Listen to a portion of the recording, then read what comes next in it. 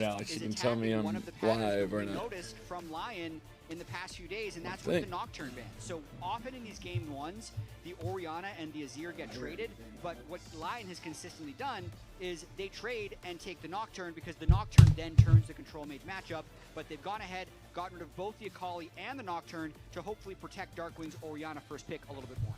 Yeah, I wouldn't be surprised if we are just going to see the Azir as the trade. Saint definitely a big fan of that pick in particular. And it is kind of the standard these days. You know, not as many AD jungle bans on the table as we had seen yesterday. We had been seeing so many bans in that series, you know, focused on the AD junglers. It did push people a little bit outside of the norm as far as those picks go, even allowing us to see things like that Flick Specborn in the jungle. Yeah, so as you mentioned, just trading the two picks. But now is likely to be the blind pick junglers, unless Inspired wants to do something crazy in game one. Fairly unlikely, though, with very standard draft going on so far. All the global junglers have been banned away, with the Pantheon going out as well. And an interesting takeaway here, Inspired, while he is a fine Jarvan... A crazy Ebbs, welcome to the stream. Happy partner anniversary. For game one, you're kind of may take a while for people to show up. People watching the Zin, Jarvan, VCT, maybe a quick check-in. You know, first game type of tier for those AD junglers. And it is basically exclusively AD junglers these days with the AP mid laners. So Hanbok will get his choice of, I'm expecting, as I said, the Vi or the Xin. It's really just what he thinks fits the composition. And in this case, it is going to be the Xin. And I think it makes sense for Sentinels because Huhi is such a strong engage player. They don't necessarily need to have Hanbok, you know, playing on that Vi, playing that engage role because Huhi can easily fill that. This is where I'm really glad that we have Fearless because I'm totally Lucy Rage 77. Welcome to the chat. Once a series. Yes. That's great. And then, so great guys. Have at it. I don't know. VCT may be over fast today. First game. And that's what we see in so many of these series. A little bit for interesting the though. Santiago. Lucy Rage, welcome. First chatter here. Yep, the Varus, of course, is banned. I got myself some hot tea just in case. Is Shio going to be here? Did I say he was going to be here, or did he say he was going to be here? Answer that we see most of the time in the LCS, so let's see. Necessarily have to go too crazy. How did you know Shio might be here, Rocky? So pretty much as standard gets here for the first three picks on both sides. The top side of the map has been locked in, so it's just going to be bot lane focus bans. Yeah, it is a bummer not to be there. Targeting Huhi a bit, trying to trim that engage support pool a bit. And see if you can get a more preferential matchup as a result, because it feels like you kind of know, given the first three, that Huhi is going to be playing engage. Absolutely. Hey, Wee Runix, Matt Curve. Really he said it on his stream. Yeah, he was planning on joining the stream once he once Santiago ended, which looks like it's going to end pretty fast. And this is a best of 5 today, so we'll see. We'll see what happens. That was the plan. Hey, Kawhi Chamoyada. Absolutely. I mean, generally, when you look at a lot of these long-time top laners, Nara is one of their, you know, at least in their top 5, right? Because it has been such a consistent champion for so long.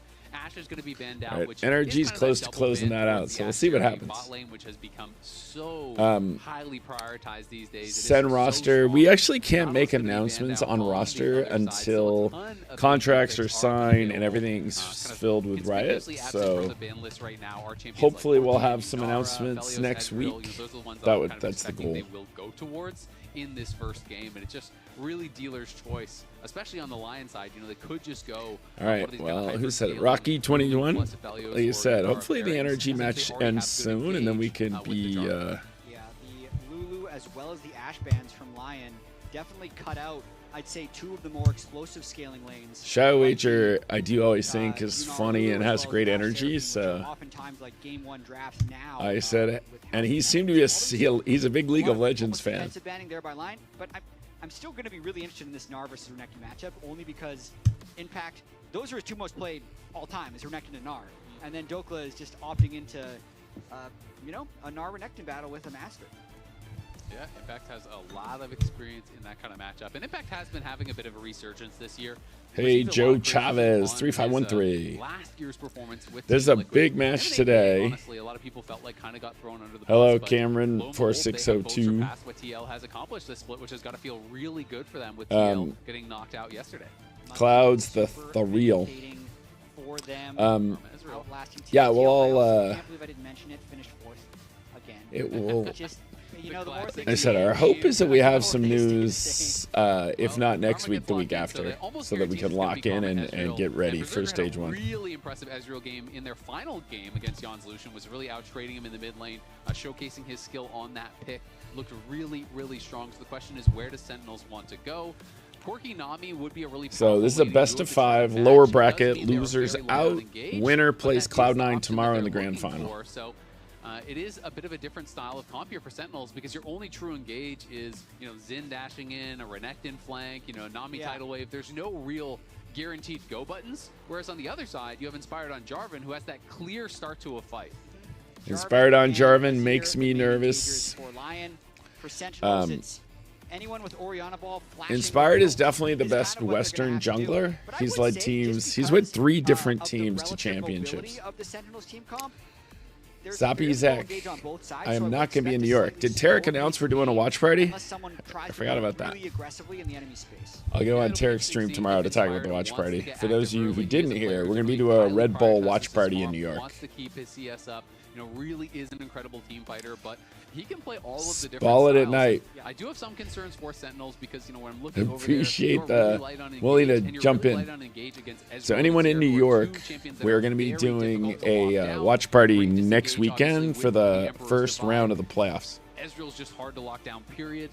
So I am a little bit worried for them. All right, I'm wearing my mobility on the Sentinel side, but I think Sentinels jersey. Target for the Jarvan. You know, lock down the Orianna. If she doesn't have flash, that can be problematic. So we'll see how Sentinels is going to problem solve. They have really strong lanes. So hey, when you're light on engage, it doesn't always matter if you win your lanes, because you can get ahead, be first to the objective. Yeah, I give a slight edge to the LYON draft, also a slight edge to LYON in the series. Slight edge to the LYON draft. Yeah, I mean, that's the key, is Inspired is just one of those players who's so smart about the game. Like, when you hear their team comms and his calls, he's like just really good about game and making the calls in game. And so that is the big challenge, is can we not get run over by Inspired? Game 1 gonna be that's the challenge. Interested to see what kind of a pace Sentinels wants to play, how aggressive they're going to get here. LYON, of course, just had, you know, 4-game series yesterday, so I think that they're going to be feeling a lot more kind of warmed up, so to speak, compared to Sentinels. Yeah, that's always the balance between fatigue. Yes, we usually let the coach trial whoever they'd like to trial. And then it is a combination of the group figuring out. Spall it at night. Thank you for the prime sub. Who knows? We get enough subs. We'll launch the Counter-Strike team early. All right, so this has been our challenge. LYON is coming off of a big win against TL. Is getting off to a good start. Is coming off of an absolute smackdown by Cloud9. Yeah, where, we got run over by Cloud9. That series was not very close. So the couple times we took shots at big plays, they did not happen. So we'll see how they're going to perform. Saint has just been fantastic, though, for LYON throughout the playoffs. Really has been performing. So I think Darkwings has a pretty big job for Sentinels here today. He's got to perform. Completely agree. Someone who performed great yesterday, though, was Dokla with his crazy picks. Unanimous. Game 1, Thank you for the prime sub. Oh, Unanimous wants a Counter-Strike team. Unanimous really is going to be trying to get everybody to rally to the subs. Not only the Vayne in the game 4, but then the Orange Jungle, I think, really confused Team Liquid. And then today, even though it's a standard pick, it's not standard for Dokla, but we'll see if he can continue that level of performance on unique picks to him. And the thing that impressed me most is not we even have 92 subs. LYON as a whole played so well around the strengths and weaknesses of the picks. True. It just felt like they had such a good understanding of how to play it out, right? You know, when they were weak, they were just playing sides. And then once, you know, they were playing that Varus game and they get to late game. I think the scrims by the end of the week really started to look good. Zonia's on everyone, and TL doesn't really have an opportunity to actually team fight. Well, now LYON is going to show up to the Dragons and look to team fight you. So just such a good understanding. Really was impressed by how they played that out. And Inspired here is down towards that bottom side, but looking for a potential Hero Void. I think the key for us is trying to make sure we have diversity in the games we're in. So we have such a giant investment in Valorant. So that, oh no, no. Yes, walk that out. will be able to walk it out. At the end of the day, it's a trade of flashes. Jungler for they mid used lane. a, Impact, though, they going in aggressive here on used a Dokla. flash. Likely to keep him alive, but is pushed quite low. Chop in 28-24 wants a Counter-Strike team. Knows Inspired is in the top river, so Chop in 28-24 is the Santa Claus of the group chat. Here's Hambach. Is Hambach here in time? No. There by but all right. Rahel just valked in onto Isles. He popped the heal. You know, as long as we are even in gold early on, I feel pretty good because our team's pretty good at team fighting. And they do have that sustained advantage with Nami, plus the 2 potions are still in inventory for Huhi. Yeah, I do really like what Inspired did with that mid gank, though, trading flash for flash, because a lot of times, for instance, as they go in for really aggressive trade. For the Rue here, it's going to land. In comes the ship from Berserker. He's looking Wait a second. No. He flashes out, but he is killed off as well. That is the passive stacks. That is the lethal tempo stacks there on the Ezreal, who is so powerful in these early game fights. Damn. 2v2 kill there by Berserker and Isles. That is not what you want to see. Right away, and clearly Berserker was on the same page, and now a flashless Orianna. That is not what you wanted to see. Shifts on in, and Darkwings looks like GG. he is going to fall. Let's go. Let's start game 3. Let's start. Oh no. Let's start. For a solo kill in the top lane. Okay. Every single lane just explodes at once for Lion. Yesterday they played this slow, scaling game. Here they're throwing uppercuts right off the bat, and you can see Berserker just knows he's strong. Isles flashes in. There's no mana left on Huhi, so they don't have to fear any bubbles or Nami spells. And once he's at melee range, it's just auto attacks. That just went as bad as it could go. Accelerates his own gold. This is one of these things. People think about Ezreal as a weak early game champ. You know, you have to scale up. You have to get your tier. You have to get your spikes. Well, he had lethal tempo stack and the passive stacks. So he has so much bonus attack speed in that fight that he is just going to destroy you in these situations. And they knew exactly how strong they were. Rahel and Huhi maybe had a little bit of false confidence after getting Isles so low, thanks to that gank from Hambach. And as a result, they get destroyed, and now Lion out to a really strong early lead. Yeah, I say a lot of times Ezreal is weak in your solo queue games.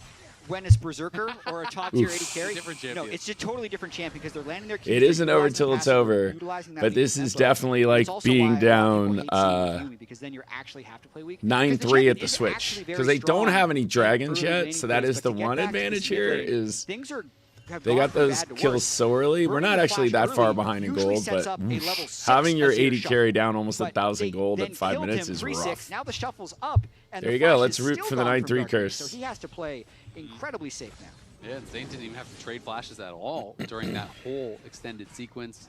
So things looking really good for Lion. As you can see, the bot lane roaming up to help Inspired secure that crab. It will not be contested. Sentinels looking to see, is there an angle to steal away some camps, to do something up here? This is the classic. Everything is going well for Lion. What do teams do? They try and kill Dokla. It's just what everyone goes for when things are going a bit pear-shaped. But Dokla doesn't let the wave crash. He's in Mega, so it looks like Darkwings has to go back and catch his wave.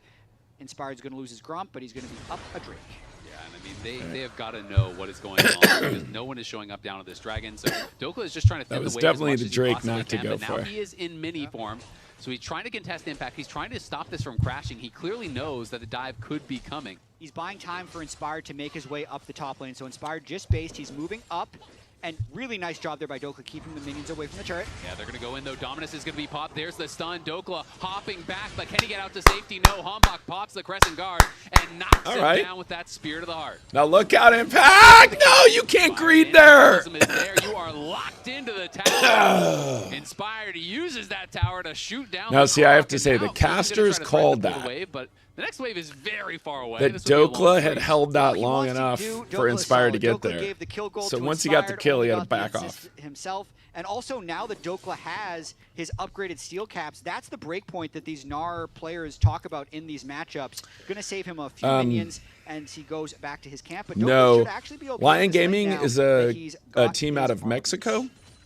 As opposed to Mad Lion, which became Mad Lion Koi at some point, or just became M-Koi. For the same reason, as Berserker shifting in, True Shot Barrage just barely tags who he tried to get out to the side, couldn't avoid it. It is going to be sent low and sent back to base. Lion just feeling like they are on fire. And when you're playing with so much pressure across these lanes, there's not that many engage tools again for Sentinels, so it's easier to just feel like, hey, I can just play in their face and I mean, the key here is our team, you know, has only been together for about a month and a half. LYON also, but like I said, Inspired is the best jungler between Europe and the US. He is the best jungler in the Western world. Like outside of Korea. Not even playing aggressively enough that they even have to worry about ganks. Like they're freezing the wave and getting strong. Awesome, America. Glad you got your stuff. Anyone who hasn't, at the end of today, I'll clean everything up. We had a lot going on last week, so I wasn't able to get to the chats, DMs. But I will definitely get to everybody's today. After the match, I'll kind of clean everything up. All-time head-to-head, though, pretty heavily in Impact's favor. That's the one that surprised me a little bit when I saw this, with Impact going from EG over to Team Liquid. First game, best of 5. Loser is out. Winner plays in the grand final tomorrow. Take the 3 games because Inspired really feels like he's leveled up this LYON team an extreme amount. But Inspired has that ability. He's just that guy. You give him 5 teammates and he makes them all better. Every team he joins, right? You know, whether it was back on Rogue or with EG with these rookies, America, 3-stream streak. He always seems to make the teams better around him. You know, some people love his personality, some people don't like it, but you cannot deny the guy's skill. Inspired's personality is he's super smart about the game, so he gets very frustrated. He's like their shot caller, so he gets very frustrated if his teammates aren't on the same page as him. Like 8 years ago when we'd say like, oh yeah, this guy's a shot caller, this guy's making a big difference, he's telling people how to play the game. Like, we see Inspired actually does that. He's, before fights, saying exactly how the fight's going to play out, when he wants the team to engage. Mid-fight, he's shot calling. Post-fight, he's saying what to do next. It's really impressive to watch. It really is extremely impressive. And having gotten to be on the desk with him and have chats with him over the years, I'm always impressed by the minutia he knows in these matchups. Says Saint is going to go in, looks for the Emperor's Divide. Nice flash from Dark Wings, keeps him safe because Inspired was waiting the wings. But you can talk to him about... I have not said anything Valorant related today. We are locked in on SEN League of Legends today. Specifics of a mid lane matchup, of a bot lane matchup. Between games, I'll answer some questions that aren't League related. Every detail in the game. Even support play. So after the series yesterday, I was able to overhear a discussion he had with Isles. They talked for about 3 minutes about one Karma teamfight and how the Karma should be using the abilities. So it takes a lot of energy for Inspired for sure, and you know that he got a little burned out at the end of last year, but he is refreshed currently on this LYON team, trying to win walk-in tournament. Absolutely is. Impact, though, the one with an advantage for Sentinels right now, just a couple hundred gold in his favor. The real problem is going to be the bot lane for sure, as Berserker, again, talked about it in draft, very hard to lock down the Ezreal when you have no hard engage, and he is playing with a real advantage. Already has the Triforce completed, stacking up the tier. Berserker's going to be in an incredible spot. And Sleeping Snipes on a 10-stream streak. So that's impressive. He's showing up to cover these pushing lanes and looking for it's Jerry. gank opportunities. Hashtag SEN win. Bombok, though. Saint has to dash away as Inspired's taking a little bit of control. Let's see if Shio Wager responded. Trying to set up with this Mountain Drake starting in about 13 seconds. Be looking for that as we can see the first master card power spike of the game coming through, and early Nashers for Saint, which is really going to help to ramp up the damage for this next objective fight. Yeah, any type of extended fight he's going to be pumping out a lot here, and it's actually Sentinels who pull the Drake, but it's a little bit difficult here. They might be hoping for some type of Xin knockup. Yeah, they have to run away from that one with no real way of turning off the Drake when LYON retakes. Yeah, it's very, very difficult because LYON have the bot lane push. Berserker's going to come over and look for this poke.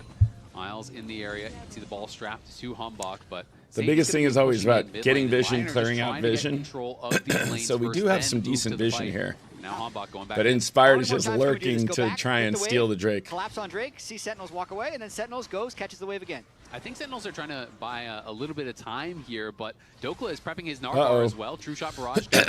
We're kind of surrounded. We got to just burn it. We just got to go. But we just got to go. We just got to go take the Drake. All right. Now get out. You know what? Oh. Nice. It's not worth the risk. We're just going to back off, continue playing for these waves. By the way, that's huge for us. I mean, that was a situation where Sentinels was willing to sacrifice more minions for the Drake than LYON was. Saint went back to mid lane. Berserker went back to bot lane, and you could see Inspired. That was big for us given the game state. Decided he didn't want to try and walk through. Given we're down by 3K gold, they wouldn't otherwise be able to force to basically now not have to worry about the next Drake and to be able to now take some time to try and close this gold lead. The bad news that LYON is there to cover their top laner. And he chased him for a while, so he actually lost, a few minions there, most of a wave, as he was chasing Dokla, who was just kind of proxying between towers, trying to be as annoying as he possibly could. Absolutely, and Berserker trying to apply more pressure on the bot lane here as well. When we look at the way that LYON won their series yesterday against Team Liquid, it did feel like the laning strength of Team Liquid was top lane with Morgan, and in draft, they specifically tried to take that away from Team Liquid, and it was very successful. And then yesterday in the interview, Inspired mentioned actually Huhi and Hambach, they're what's really strong about Sentinels and how they're always connected, but with this Ezreal Karma and how well Isles and Berserker are playing it, Huhi doesn't get the opportunity to roam. He's stuck in this lane the entire time because of the advantage that LYON has created, so they've also, in a sense, taken that strength away from Sentinels with the way they've drafted this game 1. Yeah, absolutely. I think Sentinels felt pressured to draft a strong 2v2 because they're going up against Ezreal Karma. So they're saying, hey, maybe I can't play Rakan or something. We'll get blasted in lane too hard. Unfortunately for them, they lost lane anyway and now don't have Huhi on an engage champ, which is such a strength for him.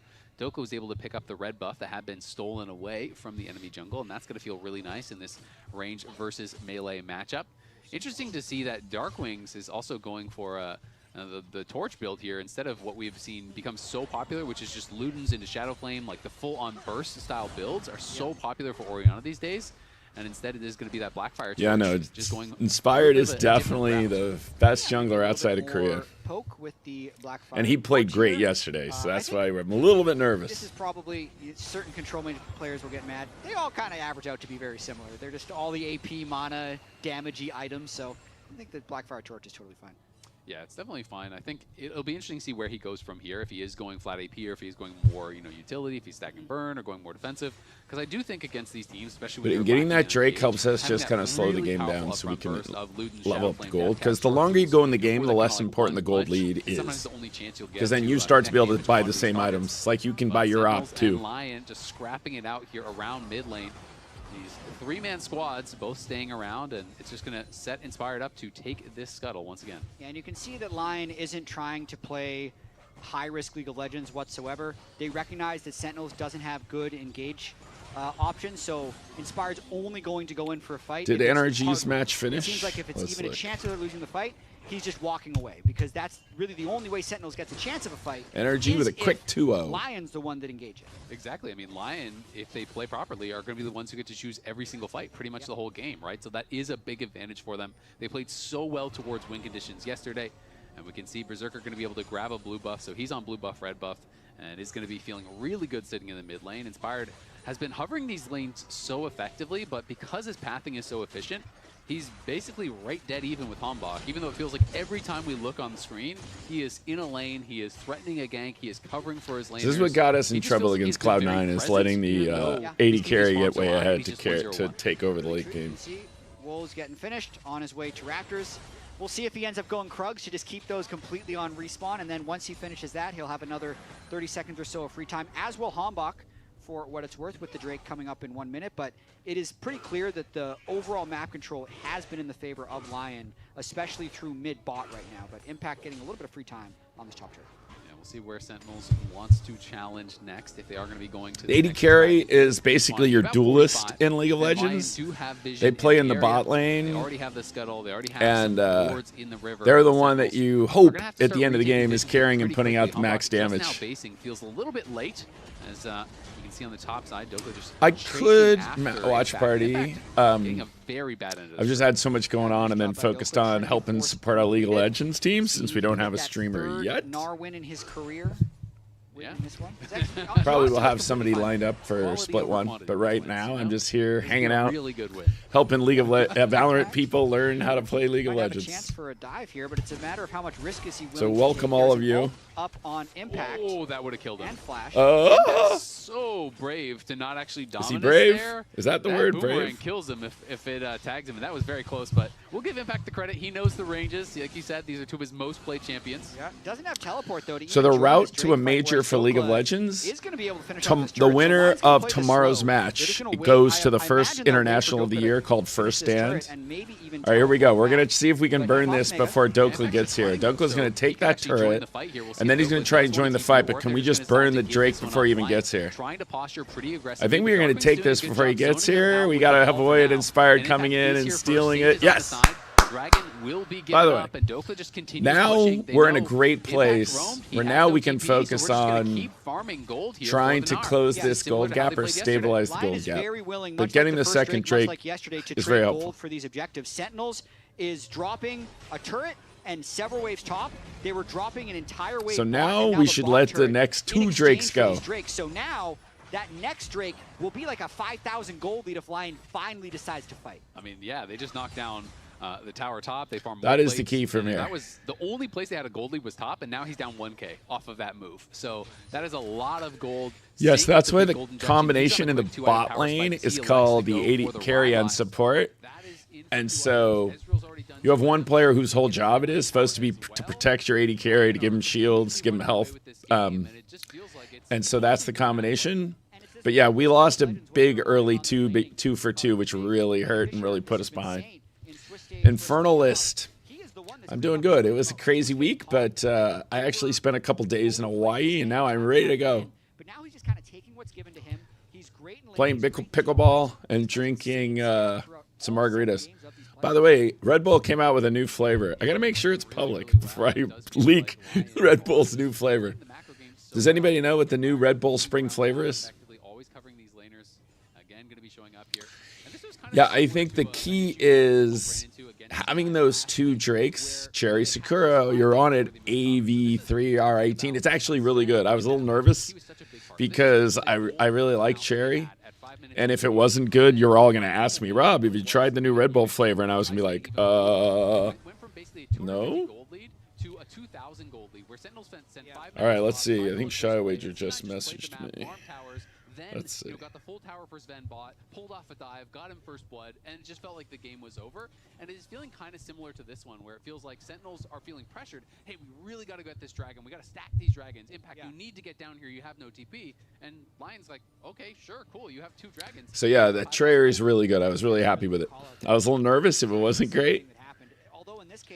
So if you get the Drake's Dragon Soul, I did it the new flavor with tequila. I bet it would go with vodka also.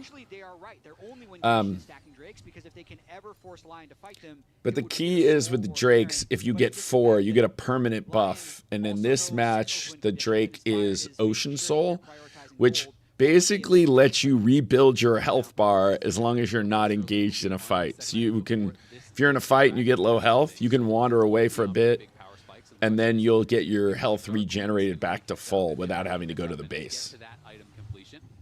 Rocket Barrage going to go a bit wide. Sentinels just trying to siege this tower. They have 4 members here. No one answering Saint for now. And Sentinels will. All right, I think Shy Wager will certainly be here for game 2. Maybe he'll be good luck. Pretty annoying, and Rahel is just taking Mystic Shot after Mystic Shot, forced to Valk over the wall.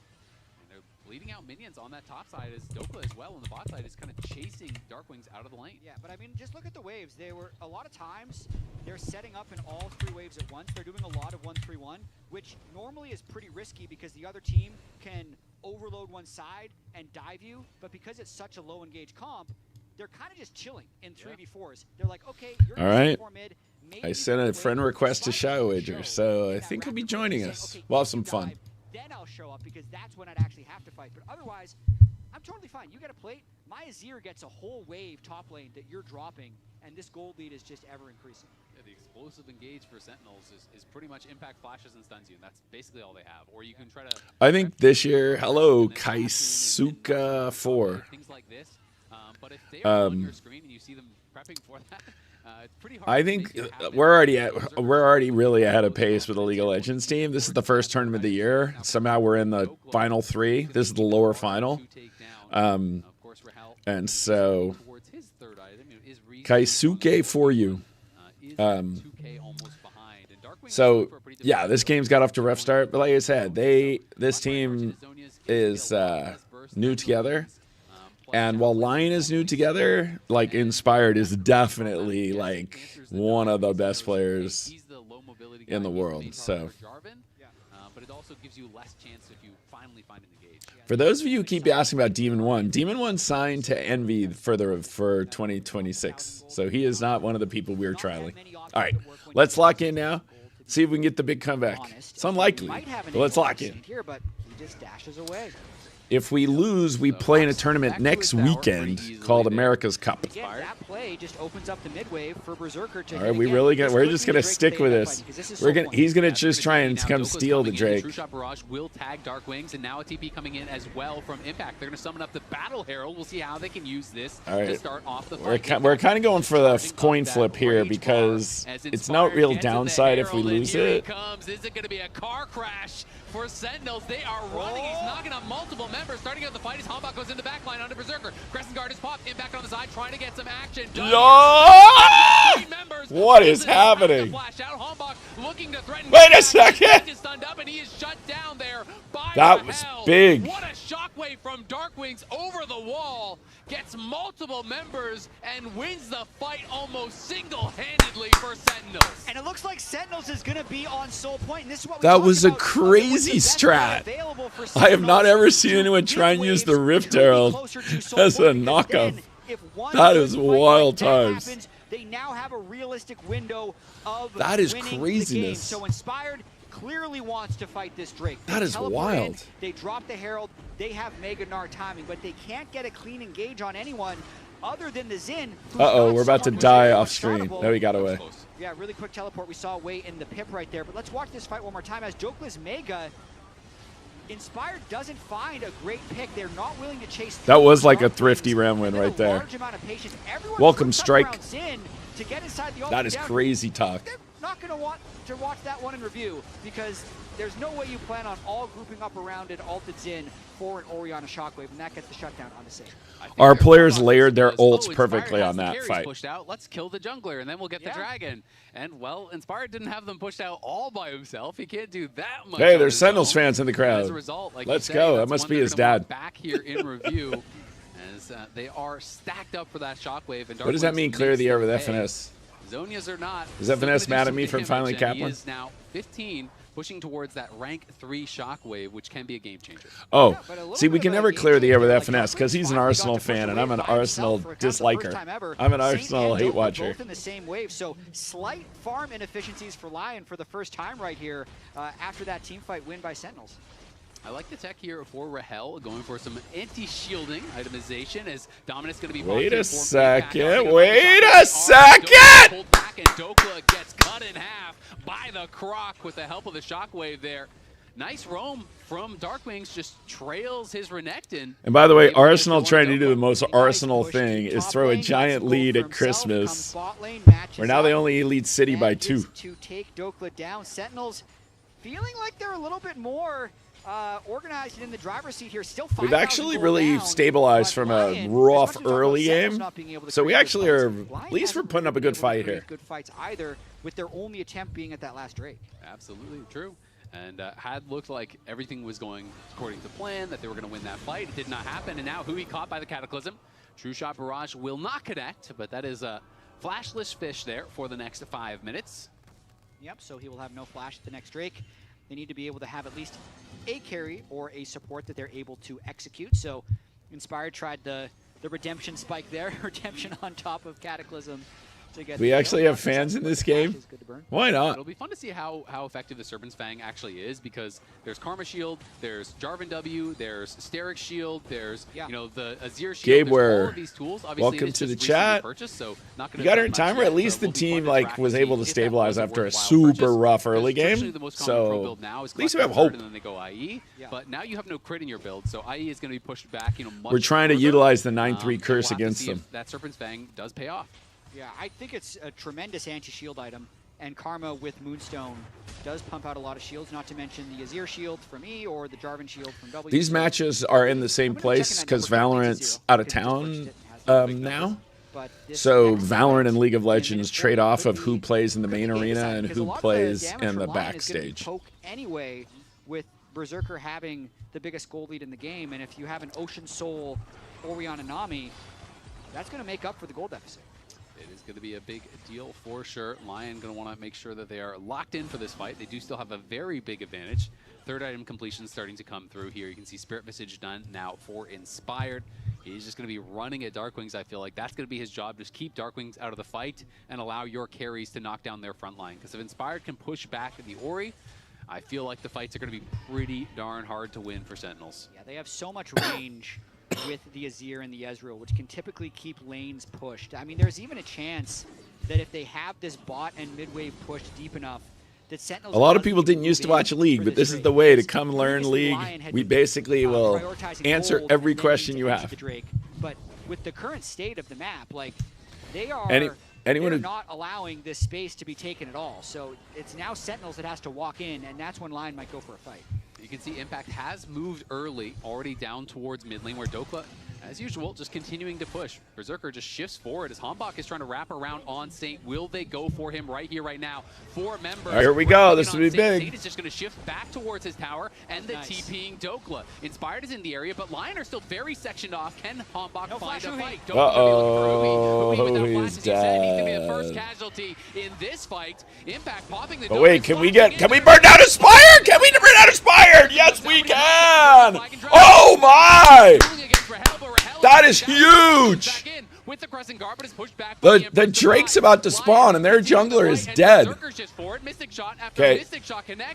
We gotta... No, don't die, Impact. Yes. Impact is low. He has got to get out of there. But LYON has to keep fighting. They have no jungler, so if Sentinel was able to start the Dragon, they'd be able to win the smite. Come on, we got Darkwing's back at full out. If we win this Drake, we're like tied up. We may have made the comeback. Okay. So the jungler has an ability called Smite that does 1,200 to 1,400 damage to the objective. What are they doing? They're giving it to us. Get it! Have a miracle steal here. Let's go! Ocean Soul! Okay, that basically just tied the game. For 20+ minutes, but back-to-back fights, Sentinels just makes it happen at the Dragons. That was such a chaotic sequence. Look out, Darkwing's got left behind. No, Darkwings! Flash out, the Mystic Shot goes wide. Wait, what just happened? At least push him back. Wait, what just happened? His flash and ulti. I'm surprised at the way this ended. Alex, why did my really sound go up? With the way it started. So Alex, overload there by Sentinels to not create good fight lines for LYON to start with, but for instance, when they get the... Alex, why did I lose all my sound? Going to get knocked back with Amber's Divide as this Hanbok pops the Crescent Guard, but it does absolutely nothing. Rahel on the run, but you got nowhere Alex, to go. Help me. I lost my sound. As he is going crazy. No. The knockup from Inspired comes through. The tether route is there. I don't know. All I know is we got the Ocean Soul and then just lost the fight after it, and the game is now over. Our team really played that bad. Once they got the Ocean Soul, they needed to just regroup, and then we just came out and lost the fight. That was brutal. And LYON may have just won the game. They did I think just it's win the actually game. over. They find a pick in the jungle. 20 seconds on Hanbok, 8 That is seconds on so Hui, but brutal. all 5 are alive. Just when we got the Ocean Soul to give us a hope, we just threw. Fast enough for LYON. Gotta see that last fight again. To keep them away I was so sad. I was so happy. Back, that is so brutal. How did that happen? LYON may have stumbled in the dragon fights, but in the end, it doesn't. We really threw that away. Once we won the Dragon Soul, we needed to just take a moment because we didn't have. We used all our ults. LYON take game number 1. I mean, Berserker ends 7-0-1. Oh man, how did that happen? The gap between games.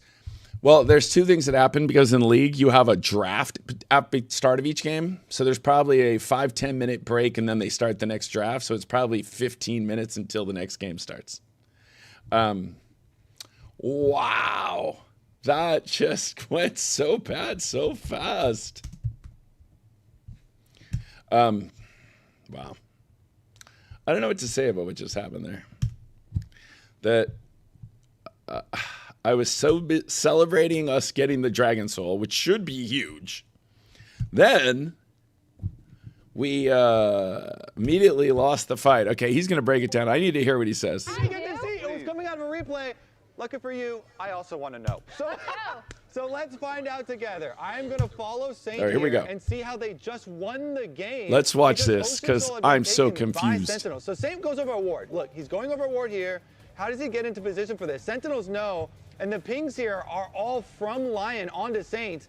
He's eyeballing them, and he just starts on he sucker. We got baited into a fight. Wow. And that's how they just win the game, even with the Soul just getting picked up. They baited us into a fight. There was going to be momentum for Sentinels to get back into this one.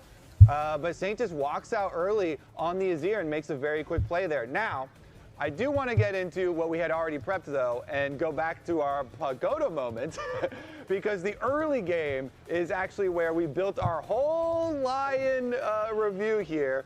And let's see if I can actually get back to the other clips. I guess I cannot. Here we go. I'm just so... That is just so brutal. What happened? This way. We can see the early game was so smooth for LYON. Okay, we don't need to hear the rest. I was so in a state of shock. All right, hang on. Let me see if I can get Shio Wager here. Alex will have to tell me if I'm doing this sound right. Hello, hello. Hello. Did you see the end of the map game one? No, I didn't, unfortunately. I just got back to the PC. What happened? Oh, my goodness. We somehow managed to win Dragon Soul. Down 5K gold. We take Dragon Soul. And then immediately after that, we get baited into a fight thinking we found someone by himself. Yeah. And instead, we got baited into a fight where nobody had a flash, nobody had an ult, and we all died and they won the game within 60 seconds of us taking Dragon Soul. Damn. Can you hang on one sec? What's up? Can you hear him on my stream? Oh, sure. All right, I got to make sure the tech is set up. So, oh wait, hang on, chat. Can you hear Shio Wager here? Let's see. Yes, they can hear you. Okay. Nice. So here's basically the stream. Is I have people watching on the Sentinels YouTube channel and on the Sentinels Twitch. It's like 400 of my closest friends who are all Valorant fans who were teaching League of Legends. Okay, awesome. All right? Nice. Yeah. And so the funniest thing for chat was last week on Plat Chat, Shio Wager was taking me to task on the show. And I said to someone who works with me, I go, oh, I'm going to see if Shio Wager wants to watch party with me. He was like, wait, wasn't he just flaming you on Plat Chat? I said, well, he kind of was. I said, but some of it also was, there were very specific things that I just actually wanted to explain. And when I reached out to you, because you were saying, it was hysterical, Rob was basically saying, Annie has this wild ability, but Kaplan's out. And so I was like, oh, you actually are somebody who really understands Valorant, but you also really understand League, because when I said... No, what I actually pointed out was Realm Warp was a TP for 5. You actually pointed out that Realm Warp is a TP for 5 and your minions and your pets, and it helps you really accelerate the game. So I've actually always thought you had a great personality, were really funny, and so bringing some of that energy to League of Legends, and like I said, my chat is mostly people who watch Valorant and are like, okay, Sentinels and League of Legends, let's try and understand the game. And so... a lot of times people will ask the question, put this in Valorant terms. Yes. And so I know you are the person who absolutely can help put these things in Valorant terms. So like before we took Dragon Soul, I was like, okay, we're down 3-9. And then when we won a fight we shouldn't have won and got a Drake, I was like, that was definitely like winning an eco. Yep. So these are the kind of conversations we're having. That's lit. That's absolutely perfect. Yeah, I did the same thing for like I play a lot of different like variety games on stream, and I have to explain like every single one in Valorant terms. And like coming from Fortnite as well, like I have to explain the entire Valorant game in Fortnite terms. So it's like I've done it like frontwards, backwards. It all makes sense. So my ground rules for chat is in game I only answer League of Legends questions. Yep. And then between games, I'll occasionally answer questions people have about Valorant, what's going on with Valorant. And so, yes, we started doing trials. No, we're not going to announce officially who's trialed. But our ambition would be sometime in the next 2 weeks. We would certainly have one, if not both, of the players lined up, hopefully announced. That is certainly what our goals for ourselves would be. But like the one question which you asked on Plat Chat that I just thought was a great place to talk about here was like the way we look at last year. And so when I said, look at how well we had done, why are we blowing it up? And you said, well, wait, is your goal to win domestic or win international? My point was I was looking at G2 And it's rare that I would ever look at G2 for something positive. But I was looking at G2 2024, where they came in 5th at kickoff. They lost in the grand final of stage 1, and they lost in the grand final of stage 2. Right? Yeah. Then they swapped out Icy for Jogamo.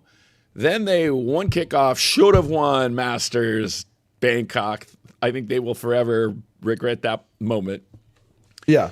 And then they won both other domestic titles. So my point was, given where we were, we felt like a tweak with also now the experience, right? Because we lost Tens and Saucy. Brought in Bang and Narrate and got to a really good level. Our thought would have been, hey, let's tweak a roster that has that level of success. Versus we ended up with a roster with 3 new players and none of them in the same role as the year before. So that was what my point was, for better or worse. But as you said, it's a little odd format of me talking over a League of Legends match an hour after the news broke. So for Sentinels fans, that's all anybody wanted to talk about. Yeah. No, makes sense. So what you missed is we had a horrible early game. Mm-hmm. Our bot both died. It was we were playing Corky Nami and they were playing Ezreal Karma. Yeah. And we lost a painful both of our bot lane players died in the first 5-6 minutes of the game. That's tough. But then somehow we won back-to-back dragon fights. Yeah. And like one dragon, Lion just prioritized gold and let us get the second Drake. And so our team was kind of like, okay, let's do that. Right now on the stream, you can see the fight that lost the game. Yeah. I don't know if you've got your stream up at this point, but yes, this is the fight where we all died. Yeah, and it's like, what, 30 minutes? So timers are long enough to just end through mid. And it's right at your doorstep, right? So they just ended the game. Yeah. The problem was, right, we took a fight where we didn't have ults, we didn't have flashes because we had just burned them, but in a great way. So it's the window where in a weird way, you either also would be okay even giving up Baron, right? Because now that we had Dragon Soul, right, it was like we needed to take a breath. And instead we were kind of, I think the word Tarek likes to use is overheat. Yep. Right? We definitely suddenly were like, oh, we're winning every fight. Let's go in. And it's like, whoa, guys, we do not have the tools to win this fight. Yeah. No, most definitely. We have no flash. We have no ults. We just burn them all, winning 2 great fights. Yeah. And so that was the big error there. And then the one thing I always talk about is Inspired is the best jungler in the outside of Korea. And the fact that he's managed to take 3 different teams to Worlds where he's the MVP is pretty spectacular. Yeah, no, facts. But a very complicated personality, that one. Also true. I've followed his history for a hot minute. But when you hear his comms, they're always so clean. Yeah. Like he knows exactly what he wants his teammates to do, which is why if you listen to him, right, he will absolutely level everyone up on his team. And if you don't listen to him, then he just goes off. There's some problems. Which is kind of, right, because FlyQuest had a great year and then kind of just blew up at Worlds and just kind of imploded. Yeah. But, so that's the basic theme. So now here's the thing you can help at, because there's one thing I'm useless at, okay? Yeah. I am useless at the draft. Okay, nice. I have zero insight. I only know anything about a draft by watching K-Draw. But I have no insight of myself of what's a good draft or not. So, well, let's see. Well, one thing, like if you look at the, what was it, Corky Karma versus Ezreal Nami? No, was that what it was? Corky Nami, all the way around. Ezreal Karma, yeah. Yeah. So like, as Karma will just have like agency for a lot of the game, and then Corky Nami will take like a little bit to level up and be like a bit better like in the mid game. So they'll lose like those first 5-6 minutes is where like S Karma can really capitalize and do a lot of poke and not let Corky scale. So I'm not sure if they pick Nami first or Corky second. Usually in drafts like this, you pick like the AD and support first, maybe the jungler, just so it's a little bit less counterable. They're also a lot more flexible. There's more like the cool thing with this one too is like what is it called? the scaling bans. Everyone you play, you can't play again. I forgot what the system's called, but Fearless. Fearless, that's what it is. I always call it Nemesis, but it's Fearless. Yeah, Fearless draft is sick because you get like once you get to like a deeper game, especially like in a BO5, you get some really interesting comps. So, yeah, lots of like flavors of the month banned. Like Varus is insane right now. Rise is always a good pick because you know the ult is so good in pro play.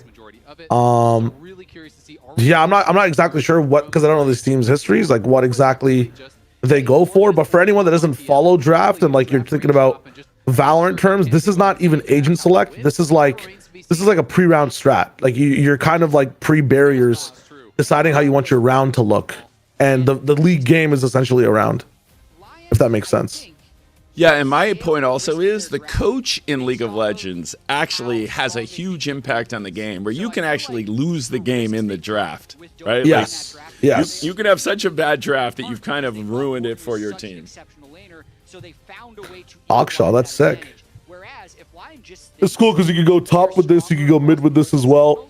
I think we're going to see very standard drafts across the board from Sentinels, and they hopefully save. Okay, Nico. Also very good flex from top or mid. All right, so are you ahead of me or with me? Let's see. When they lock in the next pick, we'll like sync up our. Yeah. We're currently hovering Mbessa with impact. Yep. When he locks in, tell me when he locks in for you. I'll tell you exactly when. He's probably gonna let the timer freak the full duration. Ash. And Ash is locked. Yeah. Okay, we're right. Yeah, we're good. We're good. So Ash Seraphine, we actually think we've played it twice. One time we played it great. Yeah. Against, I think it was against. So we went 5 against DSG, and that was like that's where you got to the 5-game series, where by game 5 we had the most amazing draft for a game 5 in a Fearless. We were so surprised. Yeah. We ended up with a super standard OP draft, so it was pretty. That one felt great on that game 5, which we won pretty handily. Yeah, so those of you who just tuned in, one, that's Shio Wager from Valorant Plat Chat and the VOD Fathers fame. And he's like much smarter about League of Legends than me. And this is a best of 5. And we lost game 1. They're not maps, they're games, because in fact, you're basically playing the same map every time. Although, I'm going to say, now that with the Dragon Souls affecting the terrain, there is a different map each time. But hey, League of Legends people will tell you their game's not maps. So we lost game 1. It's a best of 5. Loser is out of the tournament in 3rd. Winner plays in the grand final against Cloud9 tomorrow. The winner of the tournament qualifies for first stand, which I believe is in 2 weeks. It's either in 2 or 3 weeks in Sao Paulo. And the teams in 2nd and 3rd play in America's Cup next week in Sao Paulo before first stand. So there's a new tournament, America's Cup, 2 2nd and 3rd from North America versus 2nd and 3rd from South America. That tournament actually starts like Wednesday. And so there's 3 internationals in League, similar to Valorant, except a lot less teams go to all but the World Championship. So it's 1 team from each region to first stand, 2 to the mid-season invitational, and 3 to Worlds. I'd say more unique than other mid laners in the league in the sense that, like, Hue is likely coming down in every best of 5. You're usually going to see him. All right, so what's your take on this draft? So is he going to be playing a Mbessa jungle? Is that what's about to happen here? Or is that going to be a flex? It's a flex for now. I think Mbessa can go both. Top might struggle against Wukong because as good as Mbessa is, Wu is like a bully early. I like Sen's draft more because like they're front to back and the team fight potential is just a little bit better. But Mbessa is also kind of just OP as hell. So LYON has it, but I think Sen's looking a bit better right now. Things could change though based on what LYON go for. They might have a better pick comp even though Ash is on Sen's side. But there's more synergy on Sen right now. Victor Aatrox banned. Because Wukong can flex jungle top as well. In the 16 games they played. And Dokla, after last series playing Varus, Aurelia, Let's see. Syndra. I mean, I don't even know how LYON can play this game. Is that really a pick, or you think that's it's good? It's good because think about it. If Nico's going in, if Mbessa's trying to capitalize off of like a Jhin W, you just QE. Like Syndra is a really good neutral laner that has very like no counters. You can always first pick it blind, which is a really good blind pick, and she synergizes really well in team fights. LYON is very exciting. Again, very big flexible pick. I don't know why you'd flex at this point though, because you guys are picking twice in a row. But now, you know, they did change, although this one went normal. You know, they did change where for game 2, you now get to pick either side selection or first pick. Oh, nice. So you now can have a time where red side is picking first in the beginning of the draft. Actually kind of sick. So that was a big change they made this year. Sentinels. Ooh. Oh, sorry. No, I was just looking at the. Wait, did they take Malphite? Or they haven't. Malphite, Wukong, or Mundo, or Trundle are all really good picks. Like now there's some trouble because the more you clump up together, which is what SEN wants to do, the more wombo there is. Like LYON have a really nice end of draft here. I don't know what you would pick here. Like you're picking like either jungler or top. Is Silas banned? I mean, it'd be way too much AP. They need some type of tank shred, and they need Malphite or whoever's top to suffer. So Gwen is not a bad pick. You have like side lane pressure. I would think you probably don't want to. We didn't take. He took. Did he take Jinx? Went for Jax instead. Jax. I feel like. All right, what's your ranking on the draft? I think LYON might have won this draft. I feel like their comp is just a little bit easier to play with at all stages in the game. Like there definitely is like I feel like Sentinels can scale really well with like Ashe Seraphine. I guess I gotta explain this in Valorant terms as well. It's kind of like LYON can run a default, they can run an A exec, B exec, they can have pressure on the map at all times. SEN have a really good like Nongshim Dombi go in, Neon's flying across the walls, execute comp. Like but they need to get close to sight kind of to make it work. Like the early game, I think for Sentinels will be very hard, especially with Ashe. I feel like as cool as Wukong is for Peel, Jax is for Peel, Ashe might not be able to do as much in this game compared to Jhin. So you hit an Ashe arrow on a Yone or an Mbessa or this Jhin or the Nico. So what my chat would tell you is I am not a big fan of Jhin for whatever reason. Really? Jhin just, I feel like whatever team I'm ever rooting for, including my own team, like we've played Jhin twice in this tournament. Yeah. We've lost both times, and we lost pretty badly both times. So I'm just a big fan of not having Jhin. Like, I don't know why. Oh, wait, Jack gave us a win on the draft. And they have more champions that on Sen's side, it's easier to pilot. I just feel like. So I think if Impact or Hambach get a lot of gold, they're going to run over this game with what they're able to do. It's very prevalent on how, like, if the game states even, Sentinels have a very good chance, and I think a better draft in total, but I feel like it's just easier for LYON to be able to just play the game. Like, look at this. Oh god, this is not good for at all. He just lost half his health. Range champion. I feel like you should. That's rough. He loses a lot of health there.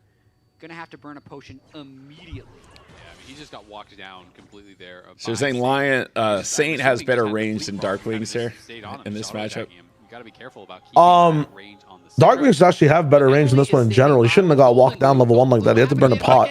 But coach interview. I don't actually know. I saw that. I was like, wait, are we on red side or blue side? When I saw them walking mid. It was a little oopsie, but I mean, I don't know. It seems like it's going okay now. One of the things you kind of brought up, jokingly but also seriously, right, in your interview with Dokla last time, is your team's ability to learn from mistakes. And I really appreciated how they hung in last game. So what was your advice to them after the game on loss? Honestly, that last game was one of the weirdest games I've ever watched because we're down like 5 or 6K gold, but then we're walking up to the dragons and just like egoing on them. So, I mean, I think the thing I told them is it looked like we were running a teamfight drill where we gave the enemy 1,000 gold plus on every character, and then we just fought dragons and we still beat them. So I feel like this game we just need to have a bit more of a solid early game, and then we have seems like more aura in the team fights. Nice. And then this, speaking of more aura in the team fights, both of these comps are kind of like a setup of engaged chicken. So what are you expecting from your team in terms of playing out this composition? Yeah, I mean, I think the goal for both comps is whoever goes first is pretty much just going to one-shot the whole enemy team. So making sure we find their flanks, and then we go first when we see our first engage angle, whether it's the Wukong starting on the Malphite and getting LYON behind, something like that. So just hopefully engaging first. All right, you heard it here first. Engage first. Back to you, casters. Love to hear Golden Glue right there, and I agree with engaging first. And there's so many tools to engage first from both teams, but that all does. See, he said what I was basically saying, right? Which is, it made no sense that we were able to get Dragon Soul because we were down 3K gold really early. Yeah. And then they just, we managed to pick off Inspired right as the Ocean Soul spawned. And then they didn't even contest. They weren't even like, you know what, it's a 4v5, but we have more gold. Our AD carries more fed, so let's just try and win the team fight or kill the jungler. They just left. Yeah. And so it was such a weird thing. But then we made the opposite mistake, is we then opted into a fight. Wait for it. No, he's just walked up, looked, stared at him, walked away. This is the problem here is that... Uh-oh, because then he saw him top, because then he knew where our jungler was, right? Yep. Did not flash anything. It just goes The bot option is so sick. Like, Ashe is going to struggle so much until, like, level 6. Yeah, but that was the problem, is Hambach didn't accomplish anything other than give LYON perfect information about where he was. Yeah, right? No, literally. I think he needed to go in and at least burn a flash or give Impact a little bit better of an advantage. Impact might die here. He might die here. Oh, flash W? No! Wait! He's coming back. Wait, why did he come back? His Q's back up. He Q's the wave, comes forward, Q's him again. No! Yep. You called that. Yeah. Why did Impact come back? So the issue is, the wave is just kind of really bad, in a bad state for Impact, and he needs to push it forward. I think he was waiting for his E cooldown. I think it was literally on like a 1 second cooldown at the end there, and he kind of mistracked Mbessa's Q cooldown. All right, let's watch. But he needs to crash this wave because what Mbessa can do, her kit is so like OP at clearing this wave down. He needs to push this in. So I think he was trying to go towards the backside of the wave, push the wave in. I think he would have leveled up as well. Right possibly. there when he came back, didn't he just have to just accept that he was going to lose 5 minions in base? Because it's a lot worse to die and lose the wave. I think he's perfectly spaced there, so Mbessa can't actually land anything on him. But she creatively just used the wave. It's a bit of like a mental outplay from LYON's top laner. Dokla, who was so our coach was the 100 Thieves coach last year. Yeah. And so 100 Thieves left the space. So we came in as a partner team, and then we picked up Golden Glue as our coach. But yeah, so Dokla was his player last year. And so last week, Dokla was on the desk. And so that interview that they just did, like when the game's starting, Dokla did that interview last week with Golden Glue, which was kind of funny. That's jokes. The thing that throws Valorant fans off is that they interview the coach during the game. And I'm like, well, the coach's big responsibility is the draft. But then after that, it's nothing he can do. It's not like Valorant where you can call a timeout. Yeah. So therefore, you really have to have a sense of what's happening. For better or worse in the league, you're then kind of just off waiting for your team the next game to end. Yeah. I mean, the big thing, too, is that genuinely for the first, like, 3 minutes, nothing happens in pro play. So you can get away with it. I've never tuned into League too much like this season and like just the broadcast changes, but it's really cool that they interview like in the first 3. It's one of those top lane things, you know. Sometimes the waves getting frozen on you. No, it is. It is crazy. Oh, sorry, go. You go. No, you're good. I was gonna say that sometimes you do occasionally get some cheese gank. Oh, absolutely.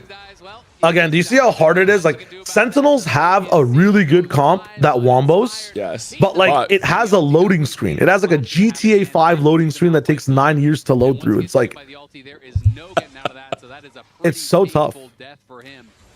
Saint going to be able to land the Yone ultimate. I mean, but so this is basically how the last game started. Okay? Yeah. Exactly like this. Then they got the first Drake. Right? Yep. They then got the first Drake. And then bizarrely, we just the second and third Drakes, they didn't even contest. They just let us take them. And then we won the fights for the fourth and fifth Drakes, which gave us soul. And at that point, it's like, okay, here we go. We now have an even game state, and then we immediately throw. Like, it was literally like we were down 12-4, ran it back, and then lost on an eco. That's basically what happened. Now, see, our team definitely has prioritized Drakes. Like, that is definitely an overall strategy for us. And so, again, LYON's just letting us take this first Drake. To force early dragons in any type of so this has definitely been our MO. And so LYON's like, yeah, you take the Drake. We're good with it. Whenever I've seen him in NA, his teams will actually just let dragons go. I think it's worth to give this up if you have such a big gold lead and all this pressure in all these lanes. Totally fine.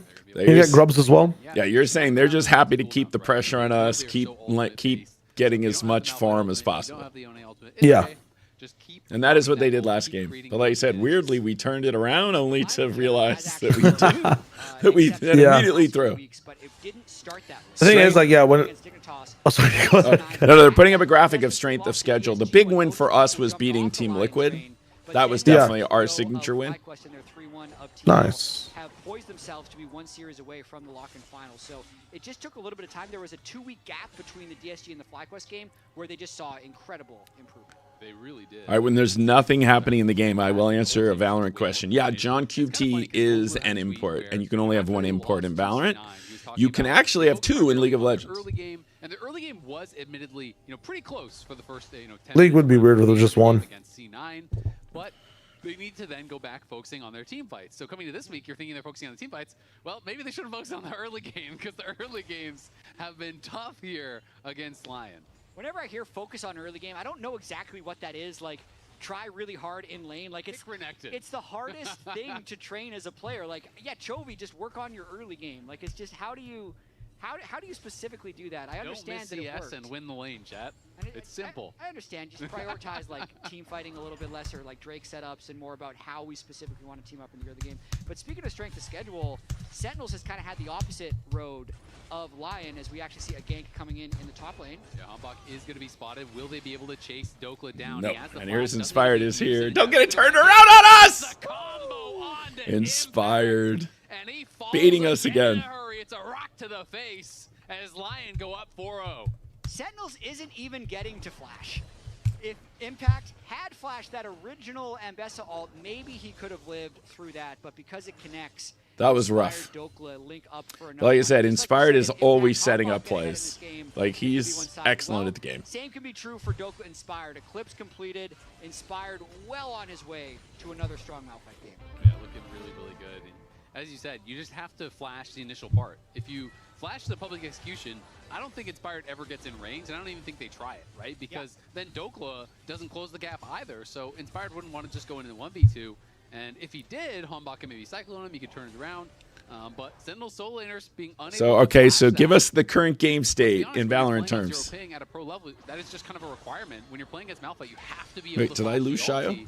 Or you are going to be in a lot. Oh, okay, my bad. I actually muted my that's a accident. All right. I was saying give us the current game state in Valorant terms. Current game state in Valorant terms. It's a little bit less about round score. I would treat this situation kind of like, actually, hold up. Big error. Is he going to land that? Wait, how did he land that? Are you kidding me? That's really sick. That is crazy good. That'll be the main difference maker in this game, is that ultimate. Wow, that was the equivalent of winning a 1v3. That's like as rare as that's basically Collat. Like the easiest comparison I feel like is you died to the boombot. Yeah. Like you forgot that it was you had low health and the boombot came and took a chunk out of you. Impact's gonna die again. Yeah, Impact's. I was saying that, like, I don't know why Hambach is focusing on top this much. It's like stacking, imagine like Haven defense, your Sentinel C site, but you're also putting like Sova and like a duelist on it too, with an op. Like, there's Jack's top can scale by himself against Mbessa and just wants to farm. And, why are they even touching this Mbessa? It doesn't make any sense. You're dead? Wait, all right. Does Hambach have a chance to turn this around? Not at all. She's about to get her W in 2 seconds. Yep, there it is. Oh, he did get it. I don't know why Inspired didn't follow through. But at the same time, we lost a 2v2 bot. Yes. On both sides of the map once again. Individual play. Now, weirdly, even though we're down 7-2 in kills, the gold lead isn't crazy yet. But wow, they've definitely been, their macro has been much better than ours this game. Effectively, 2 solo kills. The first solo kill on Impact puts Impact again. And they have a lot of plates as well right now, and the gold lead should start to buff up a little bit. He is playing incredible League of Legends Because right now. the good bad news is their Mbessa has half the gold lead. Yeah. But therefore, I hope, see, why did he not finish his recall? Did he get hit there? No, he's greeting for the minions. Again? That's the second time he's greeted for the minions again. Yeah. Right, it's the second time where he just had to cut his loss, and instead he greeted and died. Yeah, I think Darkwings might have also pinged that he's coming top, so like stay and try to bait things, but I don't think he expected Inspire to be there. Yeah, he wasn't close enough. Yeah. This, I don't know why Inspire doesn't play, but... Yeah, the good news is that Dokla took the turret shot, so that was what made him killable. So when that gets immune by the gap closer, you are just absolutely dead. There's nothing you can really do there. The all right, so they finally are taking their first Drake. So the one good piece of news again is we don't have a clock on us relative to the Dragon Soul. Yeah. Now, why is Chemtech Soul the least favorite of the souls? It, like, in terms of actual gold efficiency, it's only active, like, if you only get the effect for it, I believe, if you're losing a fight pretty much, or you're losing health. Like, Infernal Soul will always make your damage better. Chemtech Soul is the best if your health is low. A lot of the times that's not the case, especially like in this tankier, meta in general. Like, unless Chemtech Soul's changed since I last played, you only really get the benefits in really weird situations. Like Cloud Drake, you always have like ult haste, you have like actionable movement speed. You can't control when Chemtech is actually giving you a benefit. So do we have him here? Do we have him here? Yeah, he's dead. Oh, yeah, he's dead. They're gonna keep going, but wait. I got caught out here. Get here. Rahel's got to get here. Rahel's got to get here.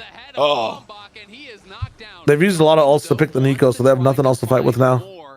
So is it 1-for-1? That's not a bad 1-for-1. Yeah, I meant to say Isles is a minion, not Lion is a minion. But even if you're a minion in the jungle, when you walk over Control Ward, it's pretty obvious who you are. And he was a bit early. But again, we're down 3,500 gold. Yeah, now it's starting to. It's also like a consistent 35. It is going to be tough. Good thing though is that Impact is kind of scaling. I know he's died a couple of times, but the more gold he gets, the easier this game gets for Sentinels as well.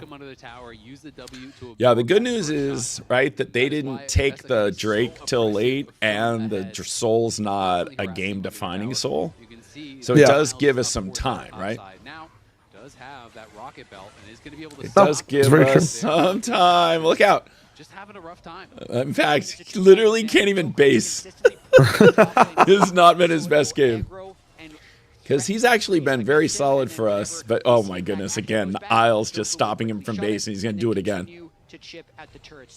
Oh, the pressure on the map is insane. LYON also has... Are you has... killing me? Just jump on... All right, Impact. Are you kidding me? He just... So, how long does the base take? 8 seconds? 5 seconds? How long does it... I think it's like 6.75 or 7 seconds in total. So let's say 7 seconds. So, chat, basically what their player was doing is letting him base for 5 seconds. And then if he does damage, it resets your clock. So he basically wasted 15 seconds of his time. Yeah, Impact's having just the roughest game. Like, yeah. Twice. While that's happening, Saint got time to like put a freeze down here. So think about like Saint got all his Viper fuel back and can just delay a lot more time again. And there's the bait. Impact should almost die. Oh, that's so nice that you only get hit. Going to be the disengage, so Sentinels at least do not get picked off, but there's 4 members from their team down here to just create a stalemate where Berserker is still pushing mid. Yeah, should be a bigger gold advantage here for LYON. They recognize that everyone from Sentinels move bot lane, and Berserker is able to just take down that crystalline overgrowth. And in terms of Inspired's ultimate, it's already half the way back, so he can look for another play soon. All right, so those of you who are super new to the game, the gold is your best indicator of who's ahead, so that's the 33.6 to 29.4. And the main objective of the game is to, there's a series of towers in 3 different lanes. You have to knock down those towers to get into the other team's base, and then there's another series of towers in the base, and then you blow up their base to win the game.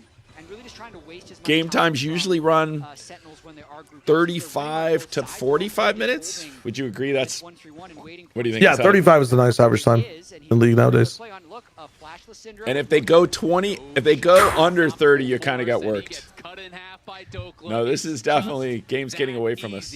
So yeah. So you know, in Korea they've started a thing where the coaches actually can calm with their teams, I think twice a game. Oh, that's kind of sick. So there are 2 times during the game. At any time during the game, the coach can just pop in and talk to the team. We could use that right now. Hunting for impact, but he's going to be in a pretty He's TPing. He's TPing to take the Rift Herald. Okay. But it also gets him back to top, so I guess that makes sense, right? But you kind of lose, like, I mean, LYON basically gets a Rift Herald of their own out of this. They just get to take bot turret, right? They'll just take a tower instead. Yeah, it's the same. Oh, man, that's tough.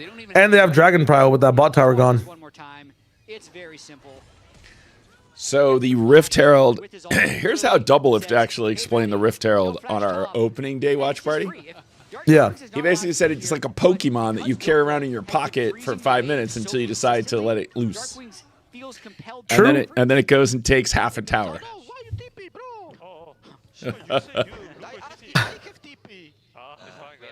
It's rare they do in-game comms replays. That's pretty wild. That's not a thing normally. Misunderstanding there. He said, I asked if Valorant is leaking through. He thought he was calling for a TP, so that's amazing. Language barrier at its finest. It's a second language. We'll give him a pass on it, as they oh, he messed up. The call for TP. Wait, Impact is having a tough one here. This kind of Malphite trick where when you're ulting over the wall, you can get these really fast Malphites. Yes. Now is Darkwing going to be able to get that tower? It makes it a lot harder to react from. So is the Yoni going to get here in time, or will Darkwing's be able to get the tower? They're not showing us. Coming out of fog, and he's going super fast. Is he going to get it? That is nice to see. No. Oh, he might die here. And he's going to die instead. Yeah. That EQ. Is so rough. We'll see if he can actually get that is so rough. Oh. Wait. Oh, they're all dying across the map. Impact also loses this. Wait a second. Can we kill Inspired here? No. Can we kill Inspired? Impact's going to have a solo kill again. A solo death. My bad. Yeah. Okay. The key was at least we chunked Inspired. Did he have to base? What a crazy sequence. Sorry, what was the question? The good news is we chunked Inspired, so we had to base. So they So they couldn't take advantage of the 2 kills. As Sentinels try to get a little bit mid lane with a now the crazy thing about the Herald now, for those of you who he missed that one. For those of you who used to play League but haven't played in a while, you can now drive the Rift Herald, although they killed it. You can actually take it for a ride. Back out on the map, we'll be able to collect that wave, so at least defends the tier 2 for now. You collapsing? 4,000 gold up individually at 20. No, it's chill. By the way, last week we tried to use the Realm Warp with the Rift Herald, but we ran into someone in the jungle and then we all died. Well, the macro game heavily in their favor, and of course, when you have these massive solo lane advantages, no one can 1v1 Dokla, so you always have to have someone hovering him. And if you always have to have 2 or 3 people on that side of the map, you're losing everything on the other side of the map. So you kind of get checkmated a little bit unless LYON makes mistakes, and they just aren't really making any of those big errors. And it's funny, the only mistake they did make is when Saint teleported and Inspired clearly said Vadu TP, and that led to the Rift Herald, right? Or it wasn't even a Rift Herald, but it still cost them an extra teleport.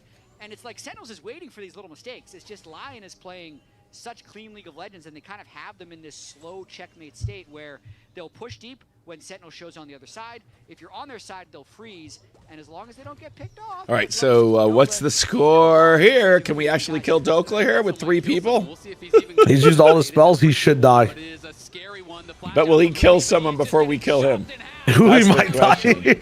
Yes. I mean, they used so much on him. No, okay, it's good. You know, because did he have a bounty on him? Or we already had reached. He has 4K. The good news is when he's dead, right? That's the entire gold lead is on him. Yeah. Well, actually, I think Saints picked up a little bit of gold as well.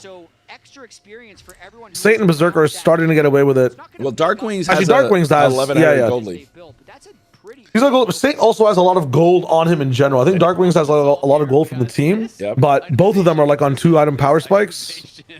Which is not looking so hot. You say problem to solve. But that was a good person to pick off. That was very good. This might be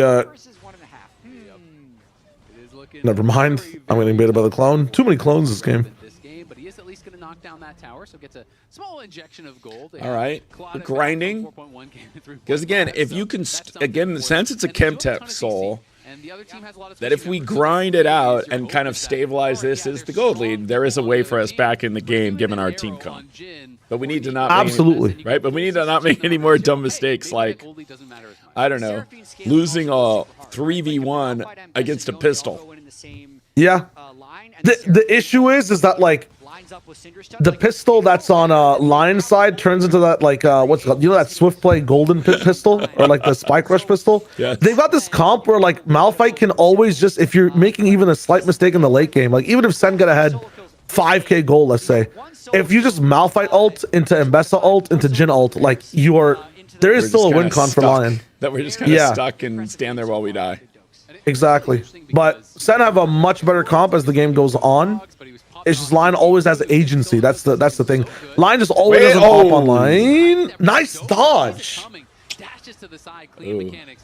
But Dokla came out of last year on all right, 15 seconds to the Drake. Now, someone in my chat said, because of the tenacity, the Chemtech soul would actually be good for Sen. That's what they said. I have no idea. That's way beyond tenacity.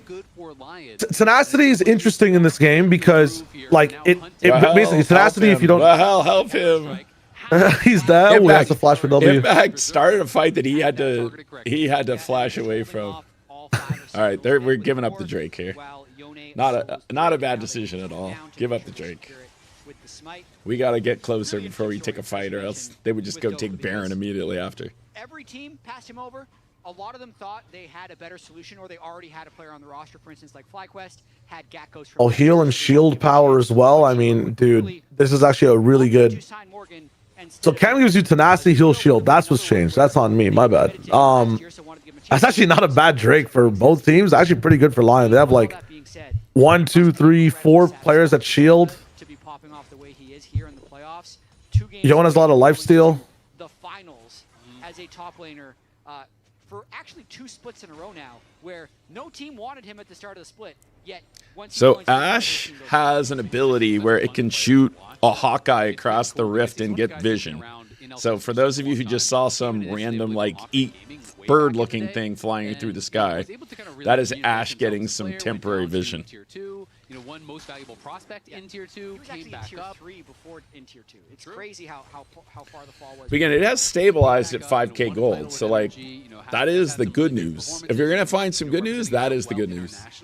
And even, kind of from the content aspect, I remember when he came back in last year, him talking about. Thing is, Darkwings is losing his gold lead a little bit. Yes. Yeah. So what's been happening, if you want to know why and how, Sentinels, because they're behind, have to group up a lot more to handle some of the pressure from LYON. Every time that happens, Saint is in a side lane catching an extra wave.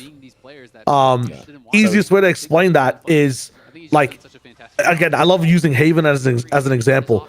There's always somebody lurking short with a Viper wall on LYON's side. And center down rounds because of like they're losing garage pressure on defense. So like they are really focusing on putting a lot of people mid and garage. Barely anyone A after the first few seconds. And LYON always have someone lurking short. No one's checking the lurk. That last game where Sentinels is just on the outside, but if that makes sense. Yes. We're also the ones having to not engage and save. We're like, okay, we don't have any banks, so we have to save. We can't even try and win the round.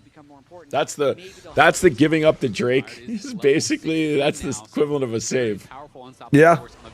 Oh no! There's you go. There was your ult. And this is why Jin is good. Now he so whiffed. Jin's out of. Okay. He did whiff, though, on the first 3 of those shots, so it wasn't as painful, and Hambach is alive. Okay. So now, with Hambach alive, are we gonna have him just dive in to try and stop this, or are we gonna... No, he can't move forward. Look at Berserker's damage. Oh, right. The Berserker will just kill him. They're just getting They have Mbessa here as well. Oh, we're going for it. This is not a good call. This is not a good call. Well, you saw that last game where we fought a fight we shouldn't have fought, and now we're doing the same thing, and the game just ended right here. Yeah, this Wait, is we did kill Dokla. Wait, can Impact stay alive here? No. No, he's hard dead. You're pushing Corrode A without tripping the Viper wall first is what's going on. You know, or not Viper, Vise. You know Vise is on site. You have a double duelist comp, and you are not tripping the wall or burning util and just diving the site. It doesn't make sense. Just walking in. Yeah. To finish the Baron, but it's the right play. They annihilate not everyone, but basically. Watching this ultimate one more time, sees the angle. That's just a perfect ult there by Inspired. Look at that. 3 people. And so that's what you were saying is the Malphite goes in, knocks the people up. They then can't shoot they can't move. And the Jin ult is best when somebody is slowed. Absolutely, yes. All right, so we're now down. It's now it's 11-2. And we're on an eco. It's 11-2 and we're on an eco. Or we lost pistol. That basically it's 11-2 and we lost the pistol. Right? It was 10-2 at the switch. We lost pistol. Nearly a 70% win rate in NA, 5 titles, 3 MVPs, 3 Look at this. first team all pros. He's made it to 6 internationals. Inspired. So has been completely dominant. Since making They were off to a bit of a slow start in this tournament, but Inspired had just started playing with this team. I don't think any of these people... I don't think Inspired had played with any of his teammates before this year. And therefore, as he just starts to understand them, that his shot calling obviously can get better and better, and his mechanics are spectacular. They're going to lose this again. This is why Jin's really good. He can be out of position and still, like, influence the fight. Even if he whiffs, like, forcing people to move back and forth. Oh, my God. As well, rooting him up. He goes into stasis, but Dokla is stacked on top of him, and he is going to get knocked down. It's a killing spree there. Problem is, Rahel's over here hitting Inspired, which at this point is kind of pointless. Yeah, they were kind of caught Darkwings out of position. Really good game from Isles. Even that mouth ult that we saw before, the only reason they got that is because he placed his ward slightly out of the other control ward vision, like perfectly out of it. Seeing that fight as well as the soul going over. It is looking very easy for the bruisers and tanks of LYON to go anywhere that they please. I have soul as well, and it's Chemtech soul. I mean, it's a 95% win rate for them. But there's just no angle. Berserker's playing to the side very well. To explain dragons in this game, it's kind of like imagine like you could give people in Valorant like hacks, kind of like pseudo little levels of hacks. If you're giving a team that has like full shields, this Dragon Soul, it's like kind of giving an Opper aim assist a little bit. Like it just helps the team play the game in a much easier way, passively. All right, can we get 2 here? Can we get 2 here? Can we get 2 here? Can we get 2 here? Can we get 2? Can we get 2? Can we get 2? I mean, look at Inspired zoning Hambach. He's just pushing him out the side. You can't get past the rock. Yeah, Inspired does a good job marking enemy jungler, but we needed to kill Berserker. We had to find Berserker and kill him. At least push back that Baron, so the Baron power play will be done for as they go back to base with their soul and still have very healthy gold in the zone. They are very far ahead. 8K, and you can say about 6K worth of stats from the soul, so that is About a 14,000 gold lead, if you want to talk about it as far as Infernal Soul is like you just get an upgrade to an op. It's each round you can say, you know what, I'd like an upgrade to an op. Infernal Soul is also kind of like if people play Call of Duty, it's like stopping power. Like your bullets just do more damage. Like your Vandal hitting for 40 instead hits for like 50 pretty much, 50 or 60. I think the most impressive thing to me is the way that Bone 1K. Would I change the color of Sentinels? No. We love red. It's a very specific color. It's very Sentinels. Because he just come over and Dan and Jojo were on that team did take some time. Sleeping Snipe saying may have to switch to the blackout jersey. But then also watching the way Ghost Facts. With their young players, we had a real chance in game 1 and through. This one, they've just kind of run us over. So we're about to be down 0-2. It's a best of 5. Winner plays grand final tomorrow. LYON won game 1, which was a much closer game where we had Dragon Soul and then through. This one, LYON's just taking it to us from the very beginning. So that's the thing with Inspired is he's so good at getting everybody on the same page, and that page is like a really high-quality page of how to play League of Legends. I mean, he's such strong opinions about how to play the game, and he's obviously very, very effective at teaching that. Yeah, a lot of this game is you mentioned it, Jojo and Danny, for people who are wondering what's going on now. You have to wait for like a spike rush like buff to spawn to fight over to then try to push it in the game. So right now these guys will just kind of look at each other until one of them spawns. There's one right there in that little pit to the left. There was the dragons we were talking about. There's these big buffs, that monsters that spawn that give you buffs, and then you got to kill those, and then you got to use that buff to win the game pretty much. And the one other key thing is in League of Legends, everything is about vision. So those little wards are those blue dashes sitting in around the map that gives the players on that team vision in that space. And so where League of Legends is a lot more about sound cues, League of Legends is all about vision. Everybody just has KJ turrets they can put around the map. Exactly. Those are KJ turrets, but you have everyone can carry one. Yep. There's also like, I guess they're all alarm bots, but then there's everybody can have a KJ turret as well that can see alarm bots, if that makes sense. Oh, this is over. Okay, flip the game. Now, the one thing I'll say is Double said that the Baron has been debuffed so much that it's not the winning buff it used to be. That's the Double take. Yes, but the more Barons you take, the stronger the buff gets. Okay, wait a second. Can we just pop Isles here? Come on. How's Isles still alive? Oh, he went to immune there. Okay, so we got Isles immediately. Okay, so wait. What is it? We lost 2 and they lost 1, or we lost 3? No, we lost. It's yeah, 2 for 1, but Isles' job was to make sure nobody could throw.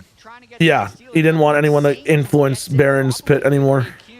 Again, though, Inspired holds his ult that entire time. So, never needs to burn it. Still pretty long 30 seconds till Hanbok's alive. Can they end it here? Or they're just going to take the first round of turrets in the base. Well, this basically just in pro play, even if they don't win the game here, this ends the game. Yes. Like, it's very hard to come back from this now point. Now makes it a 99% win probability. Now, this if is Darkwings dies, it's over. It actually is over if Darkwings dies. Now they just end the game. Yeah.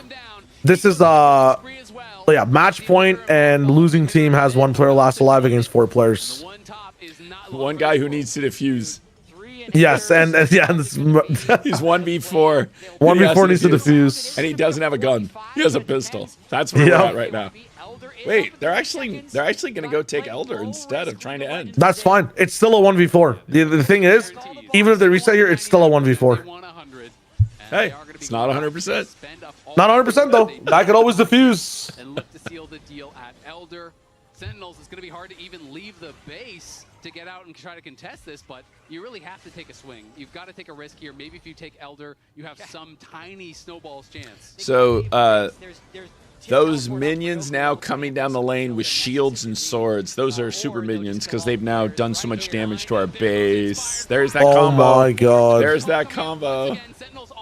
And the thing is, with this Chemtech Soul, like, look at the damage that they don't take. Inspired shield is so... Oh my god. Has Berserker even died in the series? Yeah, it's a best of 5, yes. Oh my god! That wasn't even a fourth shot. I don't even think Berserker has died. And Rahel does not. LYON marching on the Nexus. All right. 5-0, 2-0 for LYON.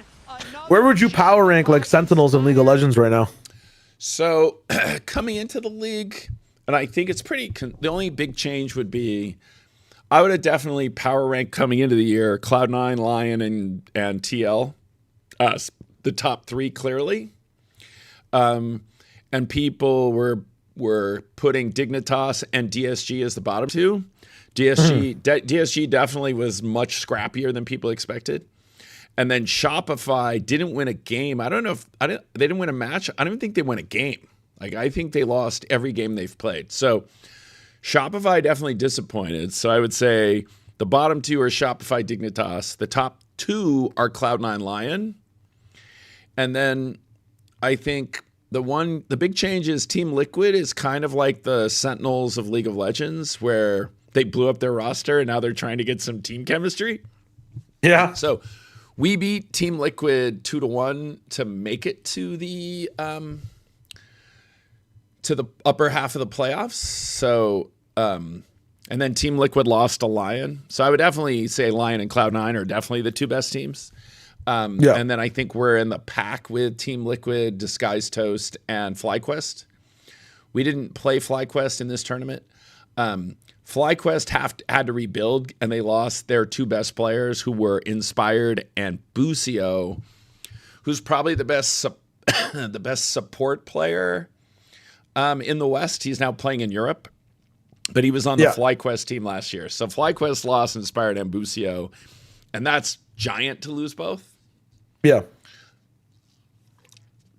And so I would say we're in that pack where there's definitely a gap of LYON, Cloud9 at the top, Dignitas and Shopify at the bottom. And then there's a pack of us, Liquid, FlyQuest, and Disguised Toast. That, I think, is the power ranking. Interesting. The big changes from preseason power rankings, everybody had Team Liquid.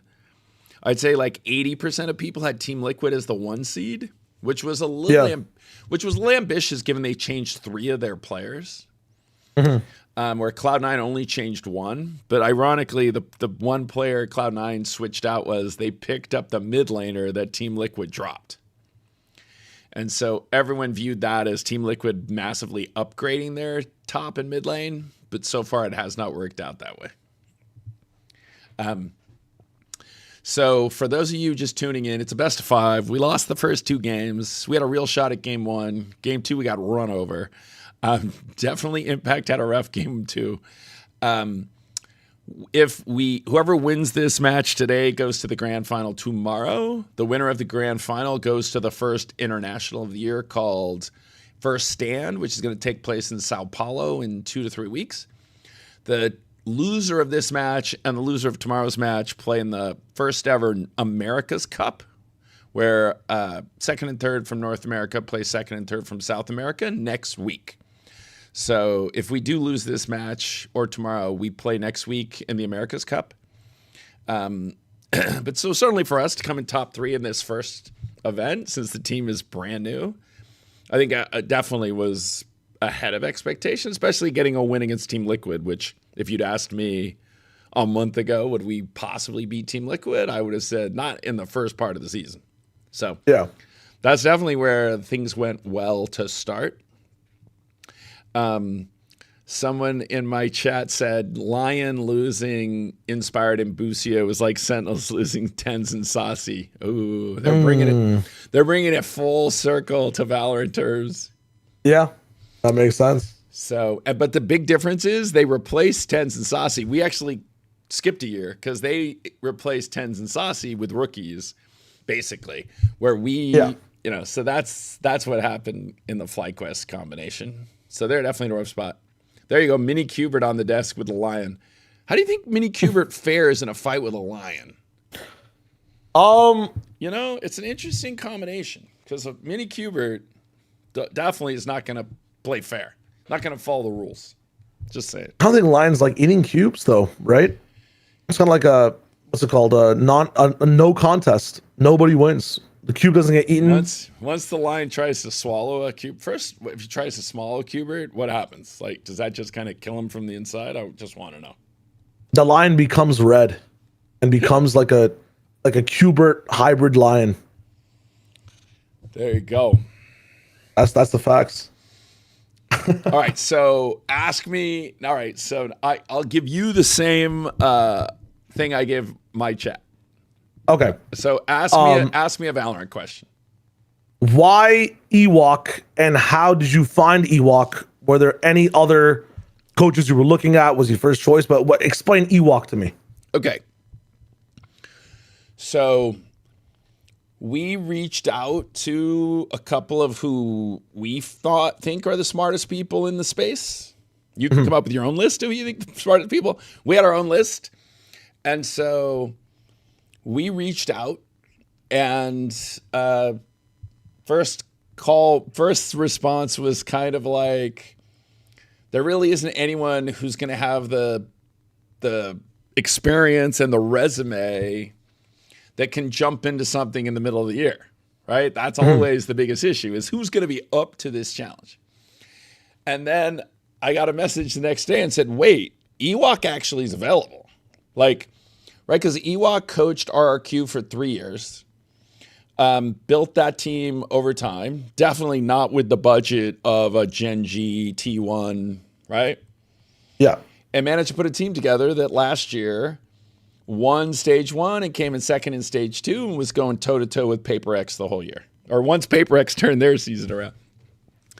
And so when we talked to him, for him it was like, this is a spectacular opportunity. Like the opportunity, because it gets back to the question you were asking, hypothetical, which is, this is an org that I'm going to have the resources that I can win an international.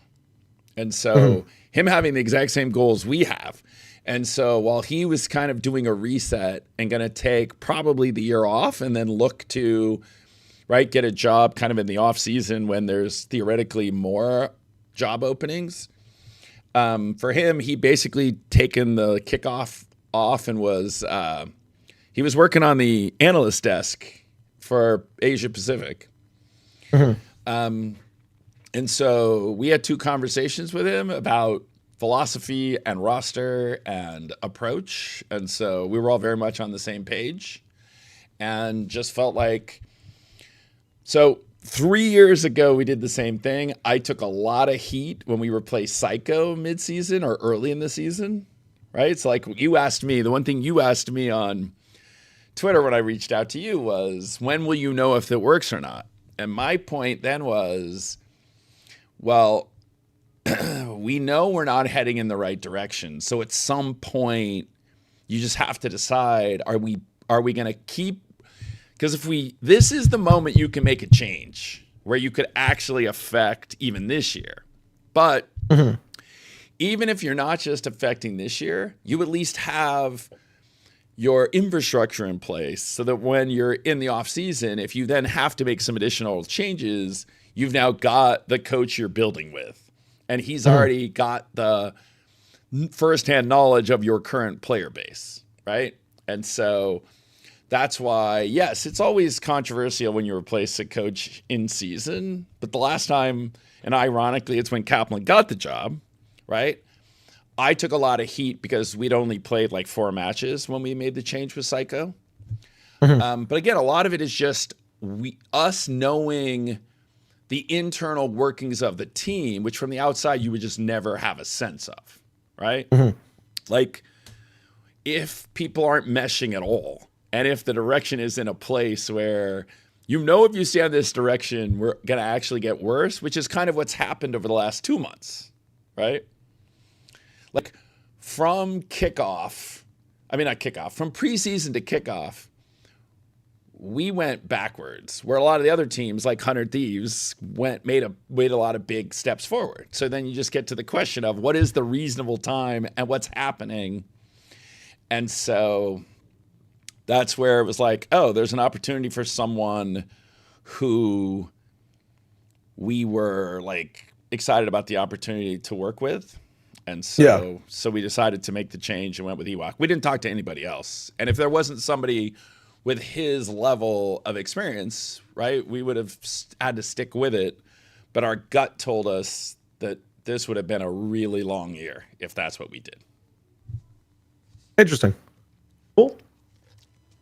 But now still, I think the thing I found funniest was Kurt suddenly deciding that when I referenced Bren as one of the things which triggered me, of him going, that's absurd. That's like the Jets owner quoting Madden ratings. And I'm like, wait, Bren is an analyst of Valorant. That's what he does for a living. And he basically said, your roster isn't as good as 100 Thieves roster. Well, that is not the budget we have. That's not the mandate we have. So yeah, we made it a change. So I'm just pointing out that it just was part of, as we're always, right? Are we making a good decision? Are we making a bad decision? What is the caliber of the talent we currently have? And saying that is not our ambition. So you asked the question. We always want to be on a path where we can see winning a major within a 12-month period.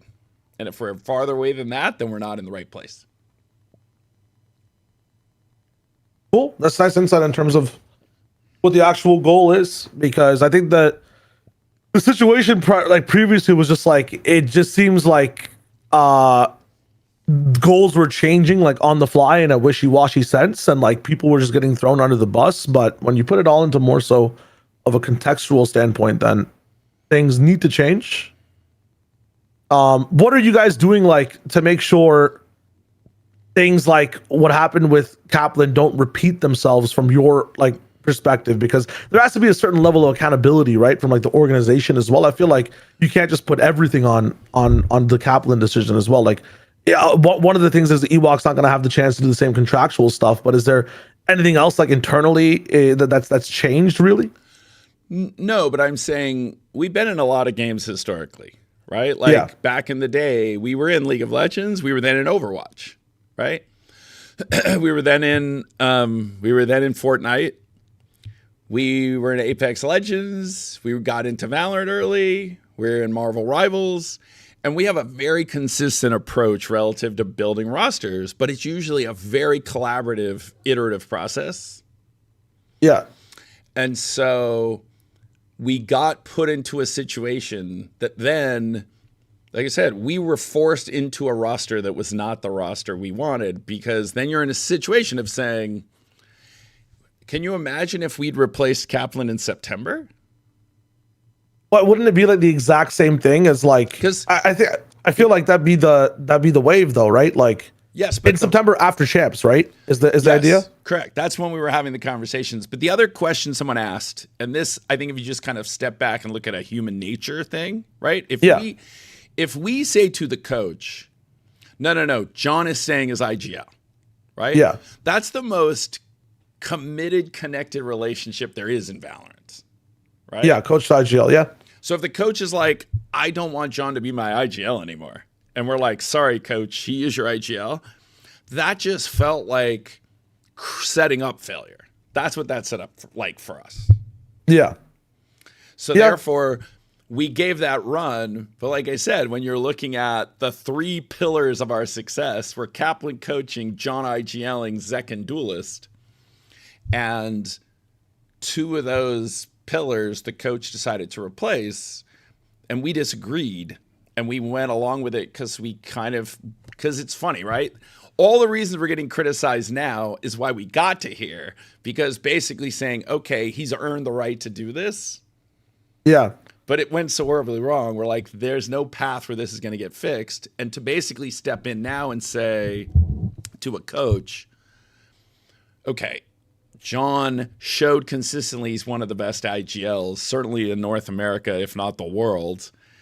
And he's going to be our IGL again. That if we force that just didn't feel to us like a path that was going to work. Like, you think that it'd take more than 12 months to get to an international from what happened in kickoff? Yes. All right, because I feel like it was also just like one bracket tournament, like giving a chance for this team, maybe like a week or two in stage 1, like the equivalent time to how much Psycho got, right? He got like what, 4 weeks of games. Well, he had played. He went. Ironically, he went 1-3, and Kaplan went 1-3. The problem was, right, because just look at how that tournament went. We weren't getting better. Like, the one thing I'll say about our League of Legends team, like I said, we're playing above our weight right now. The fact that we're in this match today, we're way ahead of where we should be. Okay. Yeah. But like in our 4th match against Leviathan, right? Yeah. We made Leviathan look like a top 4 team. Was that when Neon came back, or was that? Yes, second game. That was Neon's second game. That was a combination of like Sen's bad play and like Neon being Neon. I feel like it's not entirely on the Sen game plan failing. I think it still needed some like some betterment in approach, but yes, I would still say no. But I'm saying what we'd already had to accept was Narrate wasn't going to be the entry duelist. Well, once we were in that place, like, wait, that's how we built the team, was Narrate to be the entry duelist. So we were kind of stitching things together the next day. But then the next day, Cloud9 ran them over. Yeah. Cloud9 ran them over. So therefore, you're like, well, wait a second. Leviathan's not a top 4 team. Like, Leviathan is a middle pack team. And so you're like, we lost to 100 Thieves 2-0. We lost to Leviathan 2-0. Furia now in hindsight, you're like, okay, they went on a roll, so losing to them 2-0 wasn't a big deal. And the only team we beat was Evil Geniuses. That is not our ambition. That is not our budget. That's not what we're looking to accomplish. That's the pack we're in, right? That's just not where we should be or want to be. So, yes, the problem is, as you said, if we waited, because like the other piece you never would see from the outside is what is happening internally in terms of the players' relationships with each other and the players' relationship with the coach.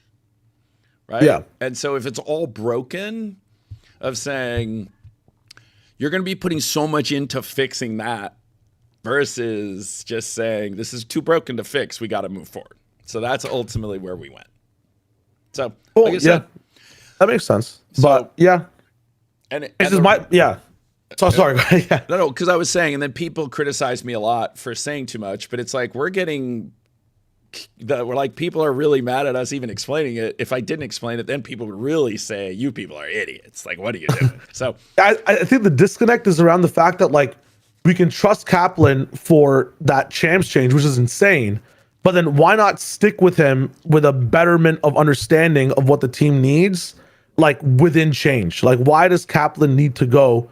Whereas we could maybe switch up how the contract looks, switch up how the approach goes, but keep the guy you trust so much that may have had an off year, but the vision was still there. Like some of the stuff like that you guys were doing with John getting off of IGL, as much as you don't want that, there is some merit in what was happening, right? Zekin on Smokes on MIBR, some merit on how he was playing there as well. So that is like my other follow-up before draft ends is like, was there a vision of like Kaplan still being a part of the changes, like putting John back on IGL? Was that ever a possibility, changing the relationship with how Sen sees the coach as well? So, all right, this is the last thing I'll say, but I will, since you showed up here today, I will say, right, which is, no, Kaplan still wasn't in a place to say, I want to put John back as IGL. That's not where Kaplan was. All right? So, if you say to your coach, right, sorry, this is your IGL, the coach-IGL relationship has to be such a bond and such a trust that if you're basically forcing that decision, that it just felt like we were just better off just starting over and bringing in the new coach now and doing the reset now. So that's ultimately the decision we had to make. Okay. Yeah. Just knowing human nature, right? Yeah.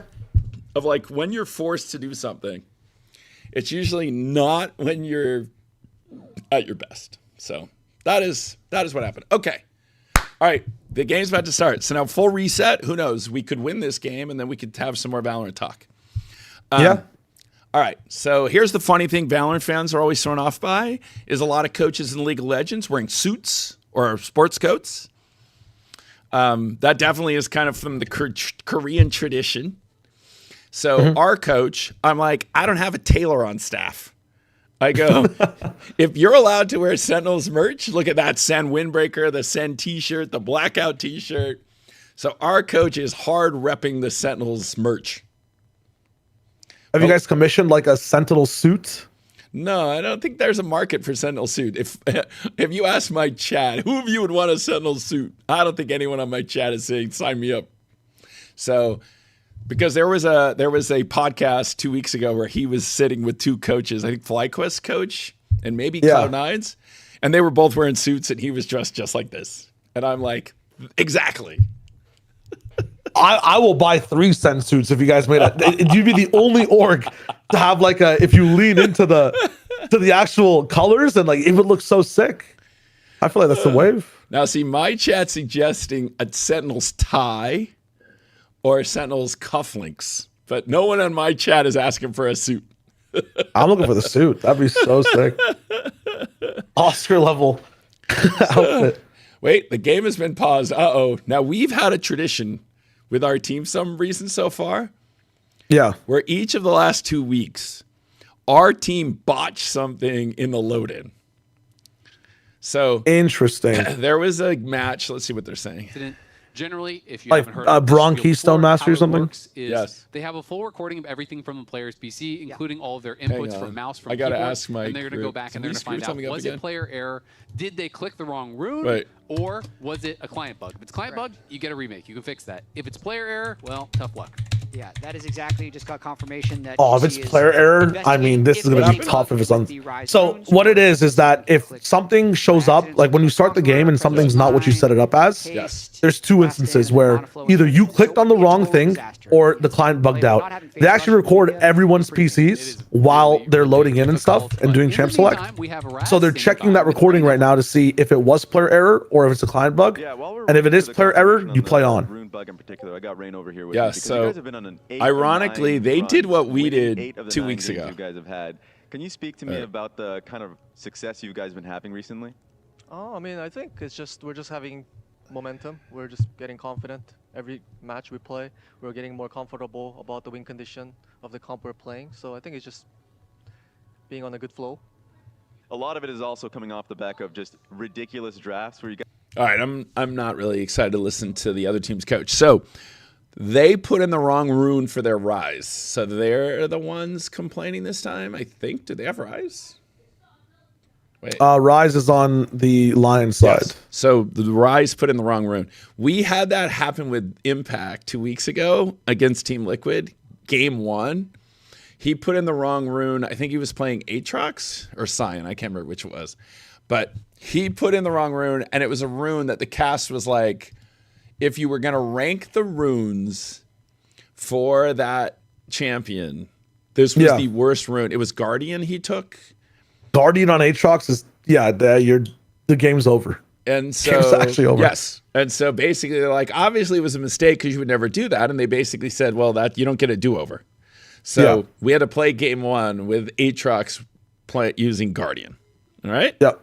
So we lost game 1, but then we came back and won games 2 and 3. Last week, Darkwings did have a user error and selected the wrong champion. What? And they actually did give us a do-over. Now, I think at that point, Cloud9 just felt bad for us because they were crushing us. So Cloud9 actually said it's fine. And they actually did let us swap out the champion. Yeah. So this time, Lions mid laner put in the wrong runes for Rise. So this is exactly what happened with us. And with us, they basically said, no, you screwed it up. You got to play with it. So that's the most likely outcome of what's about to happen here, but we'll see what happens. All right, so we do have a time. We have a delay here. All right, so here's the funny story I will tell. I will share since you showed up. All right? Yeah. I walk in because, MIBR rents office space from us. Yeah. And so I walk in on Monday, and they're loading in and getting ready to practice. And so I go up to Zek and I say, hey, Zach, I'm sorry. I didn't mean to put you in the middle of this whole thing yesterday. He's like, oh, it's all right. And then I asked him a question I can't repeat on stream. But then I turned to Fraud and I said, okay, enough already. You had your time. The joke's over. And I took Zek in his gaming chair and rolled him down the hall back to Sentinel's side of the office. So now an hour later, I'm on the phone with our head of competitive ops. and my door's shut, and a knock on my door, and I see through the window, it's Zekin. Yeah. And I'm like, Charlie, Zekin's returned. Our prayers are answered. And then I open the door, and he's standing there with Tex and Mazzino, and he says, hey, Rob, can we... They want to know if they can raid your Red Bull fridge. So yeah, energy. So I gave Tex and Mazzino. I'm actually being told it was a bug on the rune here. So I did give Tex and Mazzino a care package of Red Bull from the Sen Red Bull inventories. So the flavor I'm most passionate about, but unfortunately is leaving the shop because it's seasonal, is Red Bull came out with a Fuji Apple Ginger, which is the best mixer there is. Nice. Yeah. And I did clear with Red Bull at some point. I'm like, are you guys okay if I'm like mixing cocktails on stream? Like if it's like best of 5 and it's game 3 and we're bombing out. Are you okay if I mix a cocktail? And they're like, absolutely. Like Red Bull is a great mixer. So the one key question I have was to chat. I'm like, I don't want to leak because I am notorious for leaking stuff with Tarek. That Red Bull does now have a new spring flavor. And when it showed up, I was a little nervous because I'm always looking for a cherry flavored drink, but usually they just aren't good. So I was nervous that chat was going to say to me, hey, Rob, did you try the new flavor? And I didn't know what I was going to say because they knew I am a big fan of the new Red Bull flavor. So it's called Cherry Sakura. It's actually excellent. And it is the spring flavor for a Red Bull. So nice. Just sharing important piece of information from my sponsor. But chat knows that I'm very honest. The other thing you should know is that Clase Azul is like our, when Tarek and I need to change luck, we'll have a good luck shot of Clase Azul. That's respects. Which is the champagne of tequilas. Yep. A little pricey. A little pricey, but you know what? It's worth it. Like you just sip it on ice. Yeah. It's low-cal. It's true. It's not like a margarita where you're putting all that sugar in it. You're just enjoying the flavor of Clase Azul. So, all right. So we're told it was a bug, so they are going to reload here. All right. So what? All right. So if you were explaining League of Legends to Valorant people who didn't know anything, give them your short pitch on the game objectives in League of Legends. Objective in Valorant is to basically plant spike, win the round. You have to basically look at League as having 3 bomb sites on the map in a sense, and you have to win them like 3 times. But there's like 3 League games going on at the same time, and that's like every single lane. Those are all separate maps. And then there's one guy on each team that can kind of coach each lane as well and help it win its like round basically over and over again until you kind of win a map in that lane. And then the next map happens where it's the next turret. So the turrets are kind of like sites you approach. The lane itself is kind of like the map. And there's 3 lanes, 3 maps playing at the same time. I think it's the easiest way to approach like the starting of watching League of Legends, you know? I'm not sure if that makes the most sense, but... Every bit helps. Yeah, like I said, you're attacking, you're defending at the same time. Like you have your site, they have their site. And yeah, it's top down, which is weird. People always say, is it hard to aim in this game? Like it doesn't seem like there's any aiming. There's skill shots. There's a lot of aim, especially at the high level. It's not like, aiming in a 3D space, but it's an entire separate mechanic. Yeah, easiest way to see those. Every time they show you like 2 guys moving around in their little space, that's the lane. The lane itself is its own map, and they're kind of playing 1v1 on it. It's like 3 skirmishes going on at the same time, and one guy on each team can like go in between as a coach to help the skirmishes. And I think the one thing I would add is when you're watching the broadcast, you have perfect vision and the players have limited vision. And one of the biggest fights in the game and your advantage is because you're winning, you're gaining territory, you're getting vision of more territory, and therefore you have a big advantage because you can see what's going on in more of the map, which is hard to tell when you're a new viewer, because when you're watching, you can see everything that's happening. And so there'll be some times where somebody's in a fight and they chase someone and stop. And you're like, why are you stopping? The person has low health. Go kill them. The problem is if they don't have any vision back there, they don't know if there's two teammates waiting in the brush to kill you. And so that's the one thing that is hard when you've never watched League of Legends before, is appreciating that you're seeing so much more than the players are. Like in Valorant, it's very obvious to you that you can't see because it's like a outline against a wall. So you can absolutely tell it's a wall hack. Where here, since you can always see everything, it's hard to ever put yourself in the player's vision. All right, here we go. Looking to start the reverse sweep so here. Can we at least have a more competitive game? Who has looked so dominant. I'm looking at the comps. This seems like, for Rise, not Conquer, going to be very important. Again, Lions pick something that has amazing agency, and Sens pick something that can scale well, but gets abused until it's online. No. It's tough. Varus needs 6 to start the fight.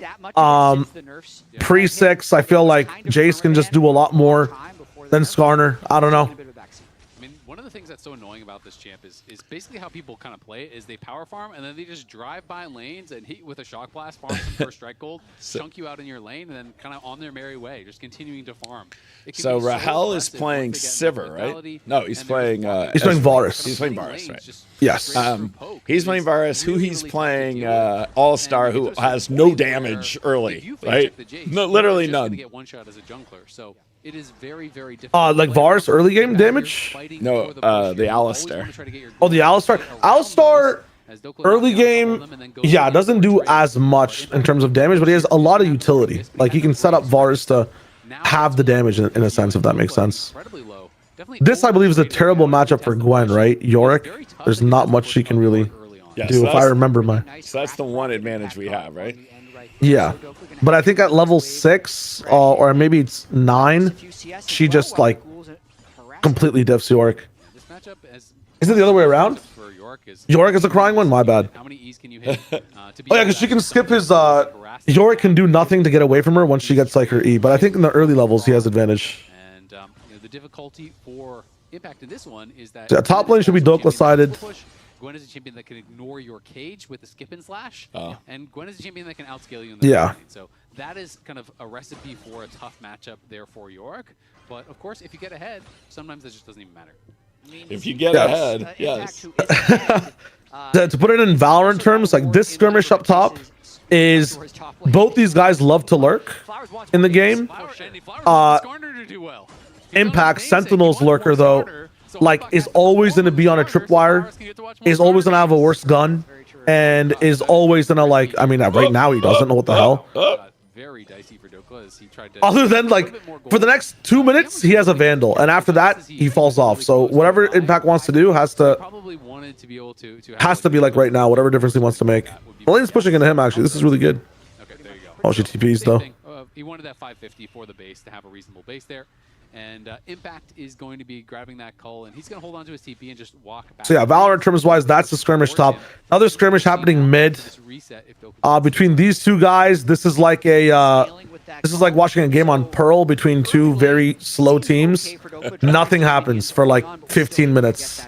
But Impact will have the teleport advantage on him now, and Hambach might be going for a bit of a lane. Hambach's on top. Bit of free time.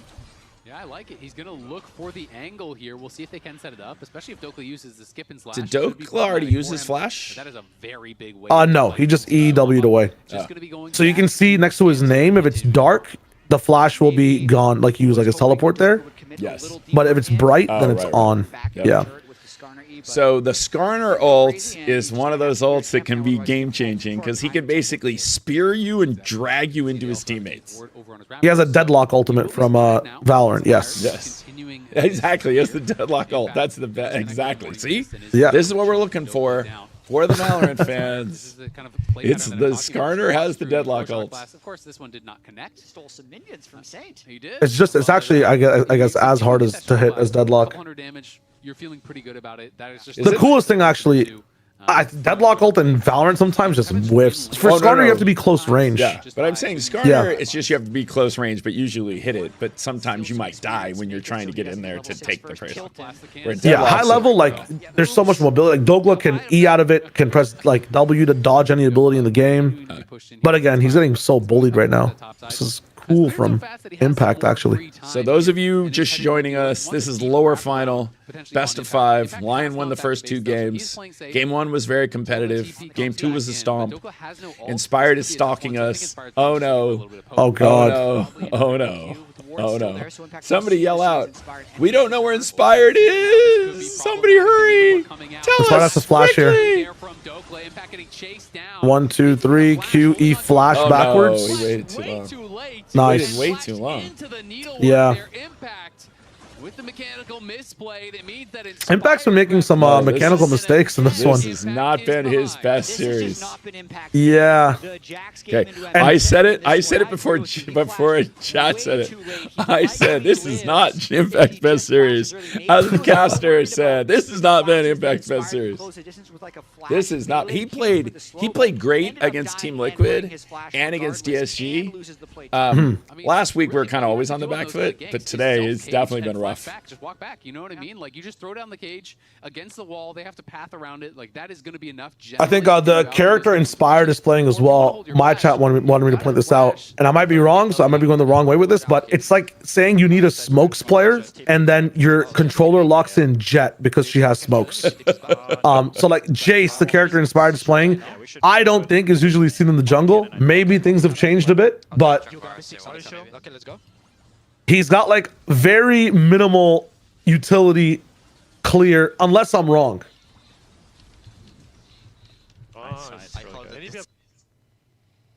Yeah, I mean, he just flashed right back into the needlework on the third hit of the needlework, and that is the one that does so much damage. So Impact's early laning, all for naught kind of now, as he's down 5. That's definitely viable now, though, but yeah. And Inspired again. Yeah, he had the early really love seeing the planning, farm lead, of, and then that just, yeah. How did this happen again? First level, but it was also one of those things, right? Of like, oh no, he's knowing where the jungler was. So yes, Impact could have not knowing where the jungler was. All right, here we go. Here we go. So he tried to put up his wall. So Darkwings has a wall. Yep. And the stun didn't hit because that's when Humbach was going to try and ult. No way, he's dying again. No ult. Yep, he will. He has no flash. Yeah. Wait, in 2 seconds. Wait. Oh. Wait. He's fine. He's fine. He's fine. Wait, he lived. I think the jungler can run up a little bit faster now as well, because he could out-sustain him, and that's why Inspired. Tell me he actually based this time. He stays! He didn't base. Now, Inspired left. On a lot of these plays. The ward is going to reveal him, though. So now he saw that ward come up. He saw him ward. No, he knows he's in there. Inspired's coming back. No what is Impact doing? They know he's in the bush. Are you kidding me? Now, wait.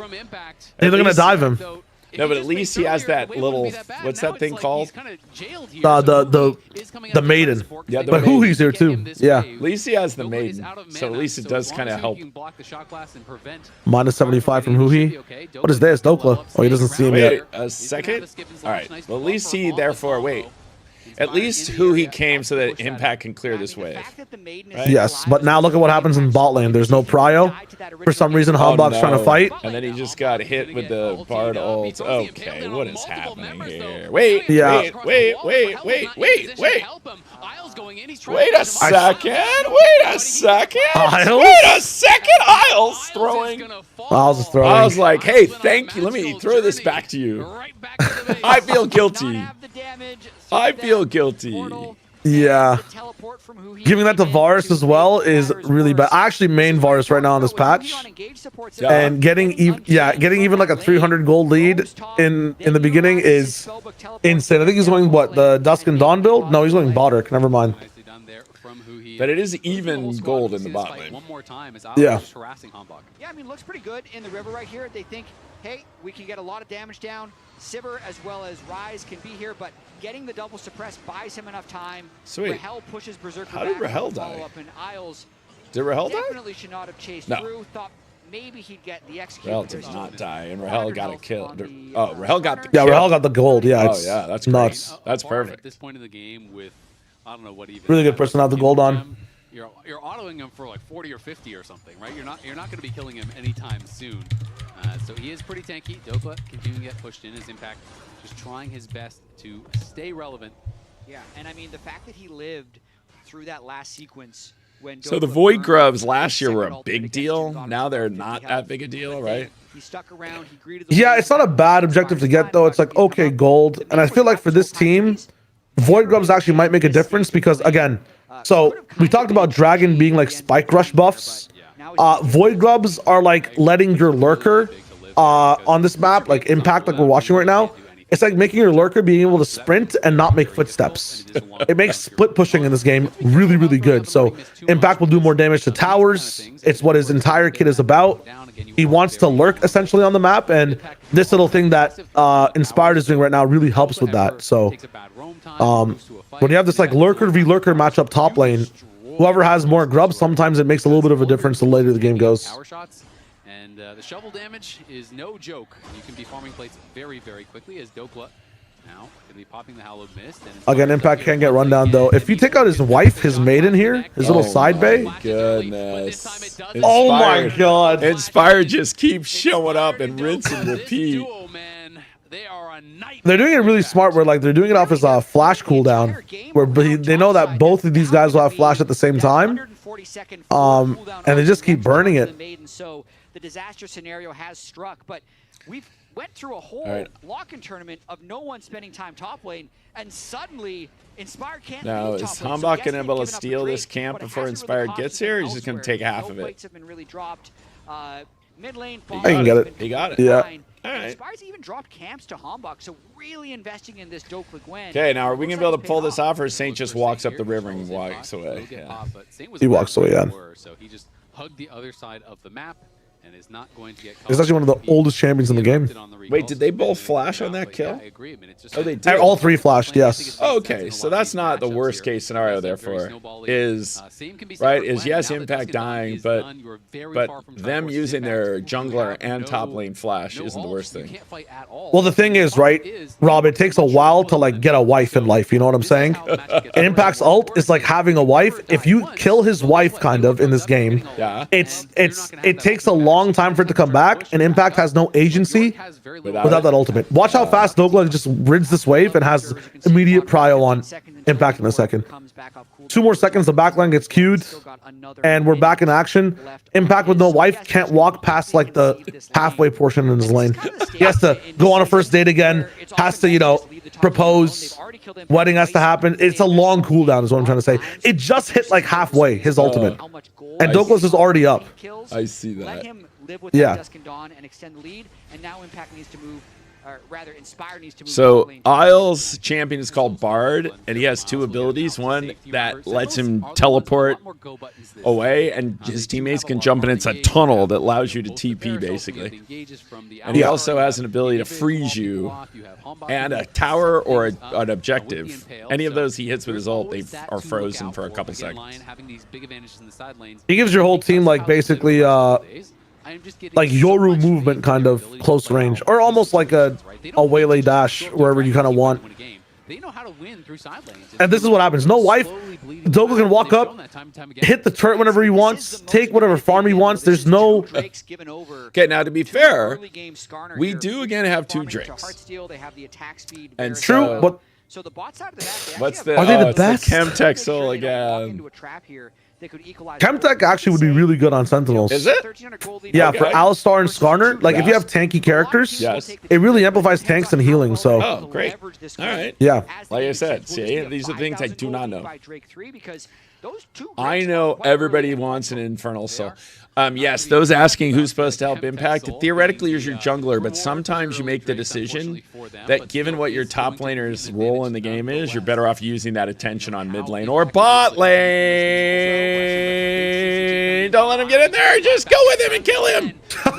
No. Oh, don't follow Bard. No. Come on, Ferris. Hell, yes. Oh, nice. Really good for Rahel. Nice moves from Isles to oh no, not again. Saint's getting here to interrupt his back again. Oh no, it wasn't Saint, it was Isles before. Yeah. They've spent a lot of time interrupting our backs. We keep basing on wards and getting our backs interrupted. How many times can we do that in one game? Oh my goodness, Impact. He's dead.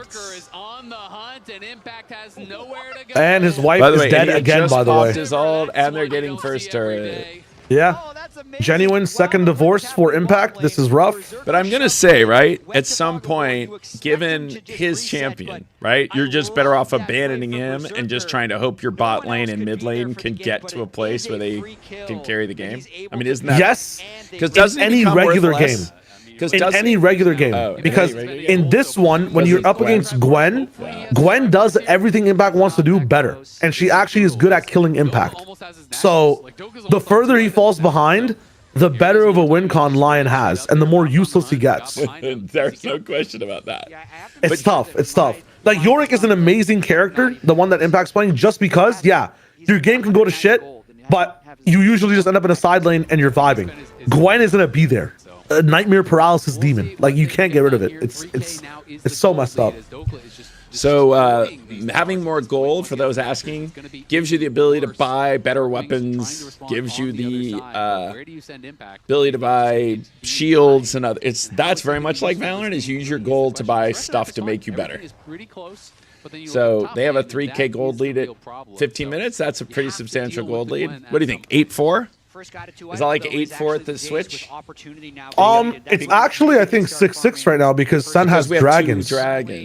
Yeah, so it's kind of even, but I think LYON is slightly gonna get like more use out of this gold than Sen will these two dragons over time. So it might be like a, I'm not gonna say the number combination, but 6 plus whatever is ahead of 6 as well.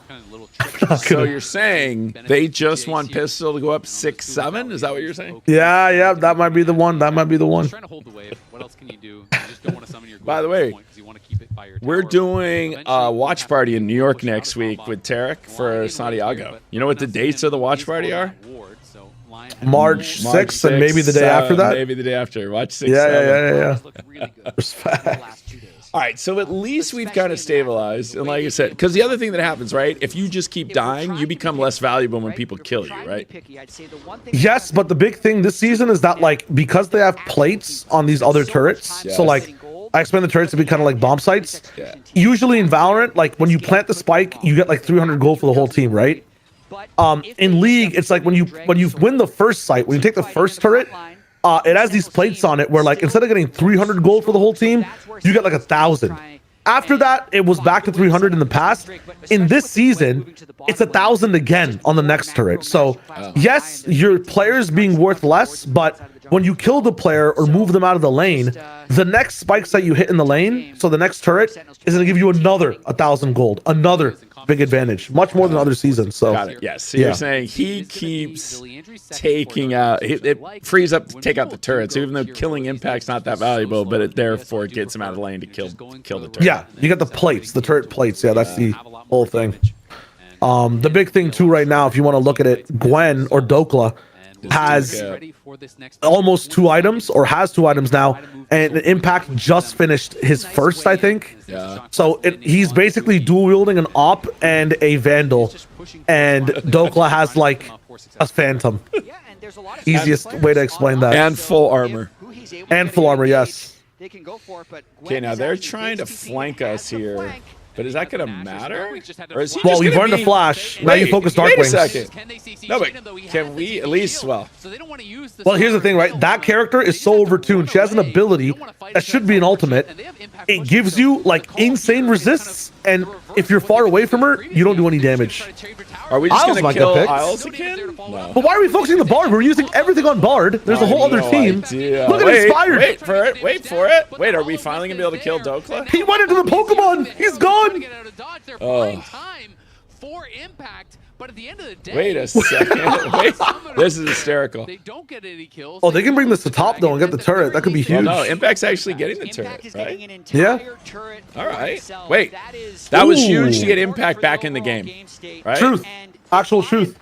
It's used for the team, so that just cut their gold lead in half. So rather than yeah. really extend the gold lead, The big thing about getting here comes rise the realm warp.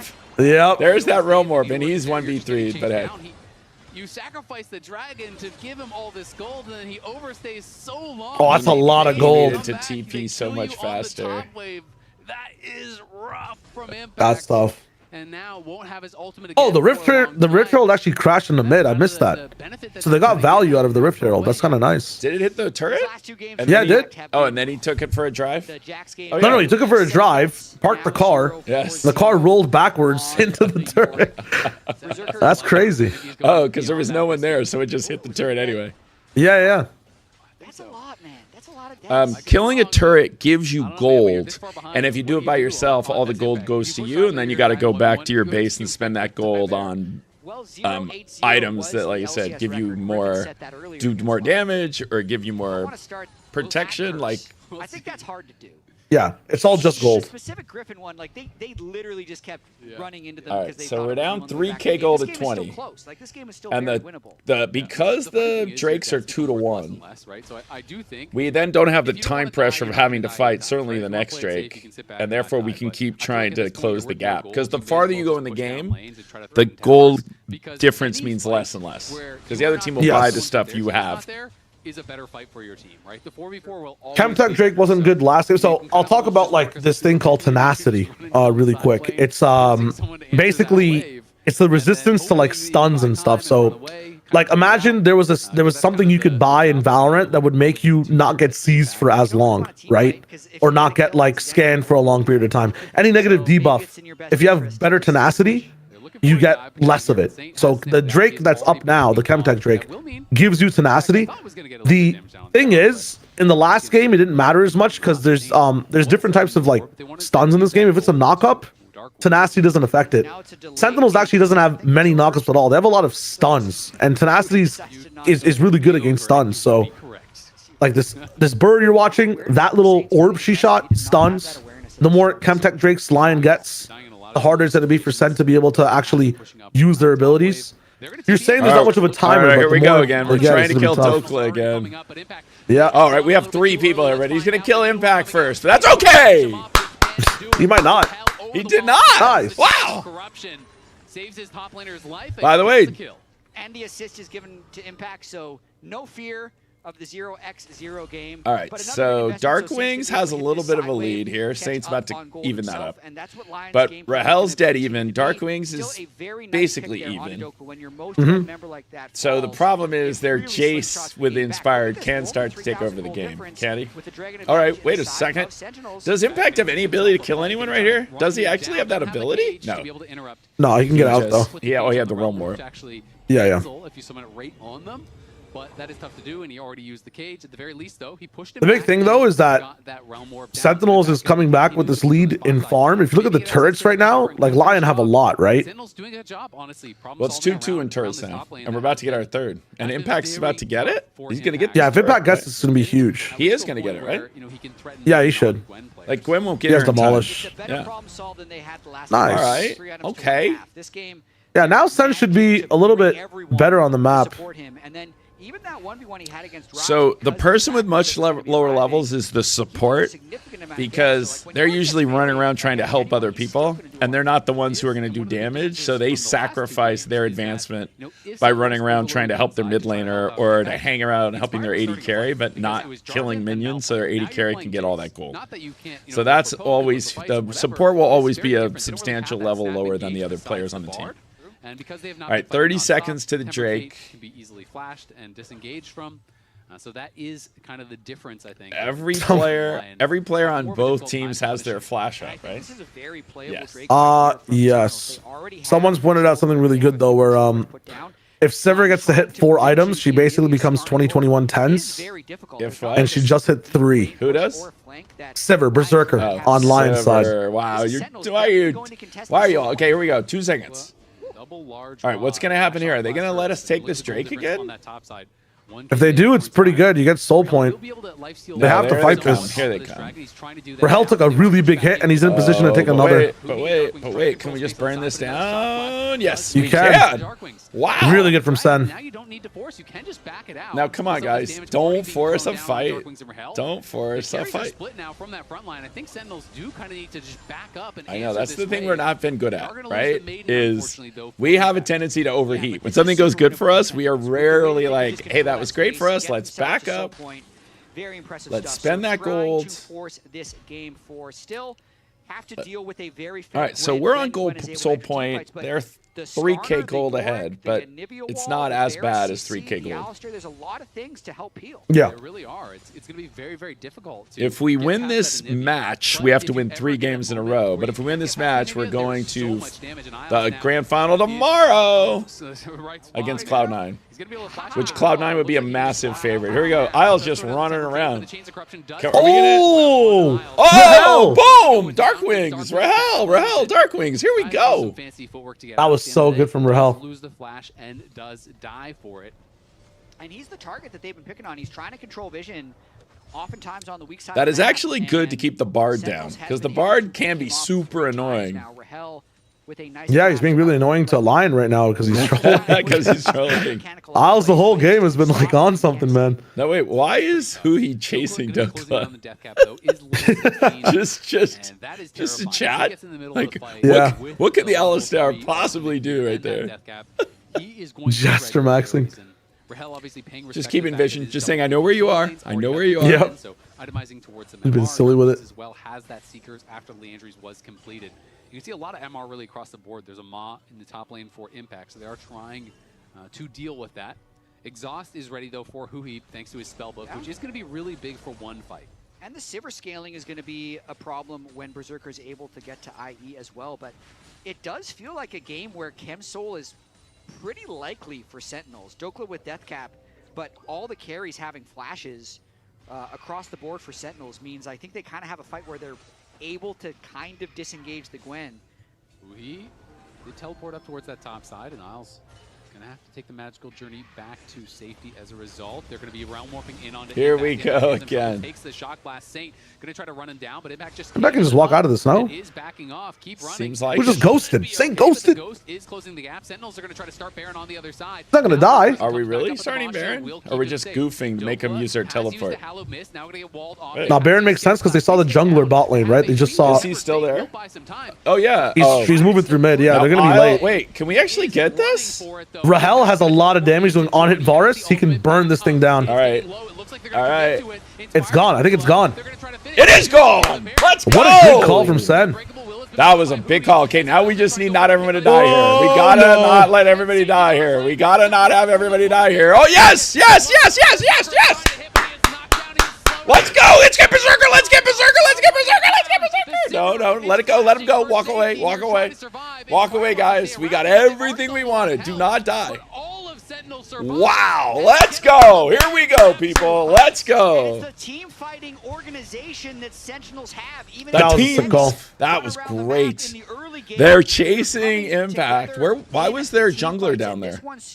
If they quickly picked Impact, like a Baron pivot might have been easier, and they could have got the bot tower, but I think they just didn't expect Sentinels to be ready for Baron. I think that was just a really good call from Sen. That was a really good call. And Lion are kind of underestimating what Sen can do. And nice shield from Miles. Oh my god. Oh my. Never mind. So, but the other key thing is that time Impact put his cage in the perfect place so that Inspired couldn't get into the pit. Right? Yeah. Yeah. I'm telling you, just ignore the meta, pick who you engage, champ. Oh my goodness, wait a second, are we killing Isles again? Are we killing Isles again? What are you doing, Dokla? Opt into a 1v3. We can't all die here. We can't all die. We have the Baron. It's no use if we all die. Oh, what an ult from Dokla. Wait a second, wait a second. Wait a second. Really low, and it's gonna be Darkwings. Oh, let's go! Oh my god. Gets his revenge. Okay, and there's 30 seconds to the Drake, and they're all dead.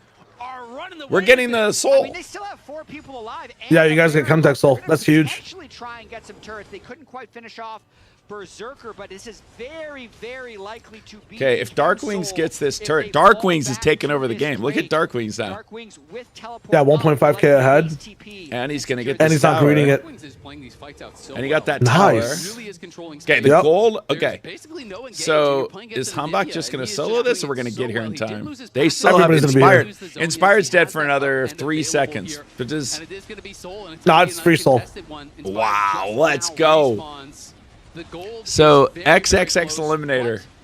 What happened was there's a couple of really important buffs you can take. One is the Dragon Soul, one is the Baron. We currently have both of those things. Now the Baron's almost done, but we got 4K off this Baron. So now we actually have the gold lead. So like definitely if I was Lion, I would feel like I threw a big lead in this game, right?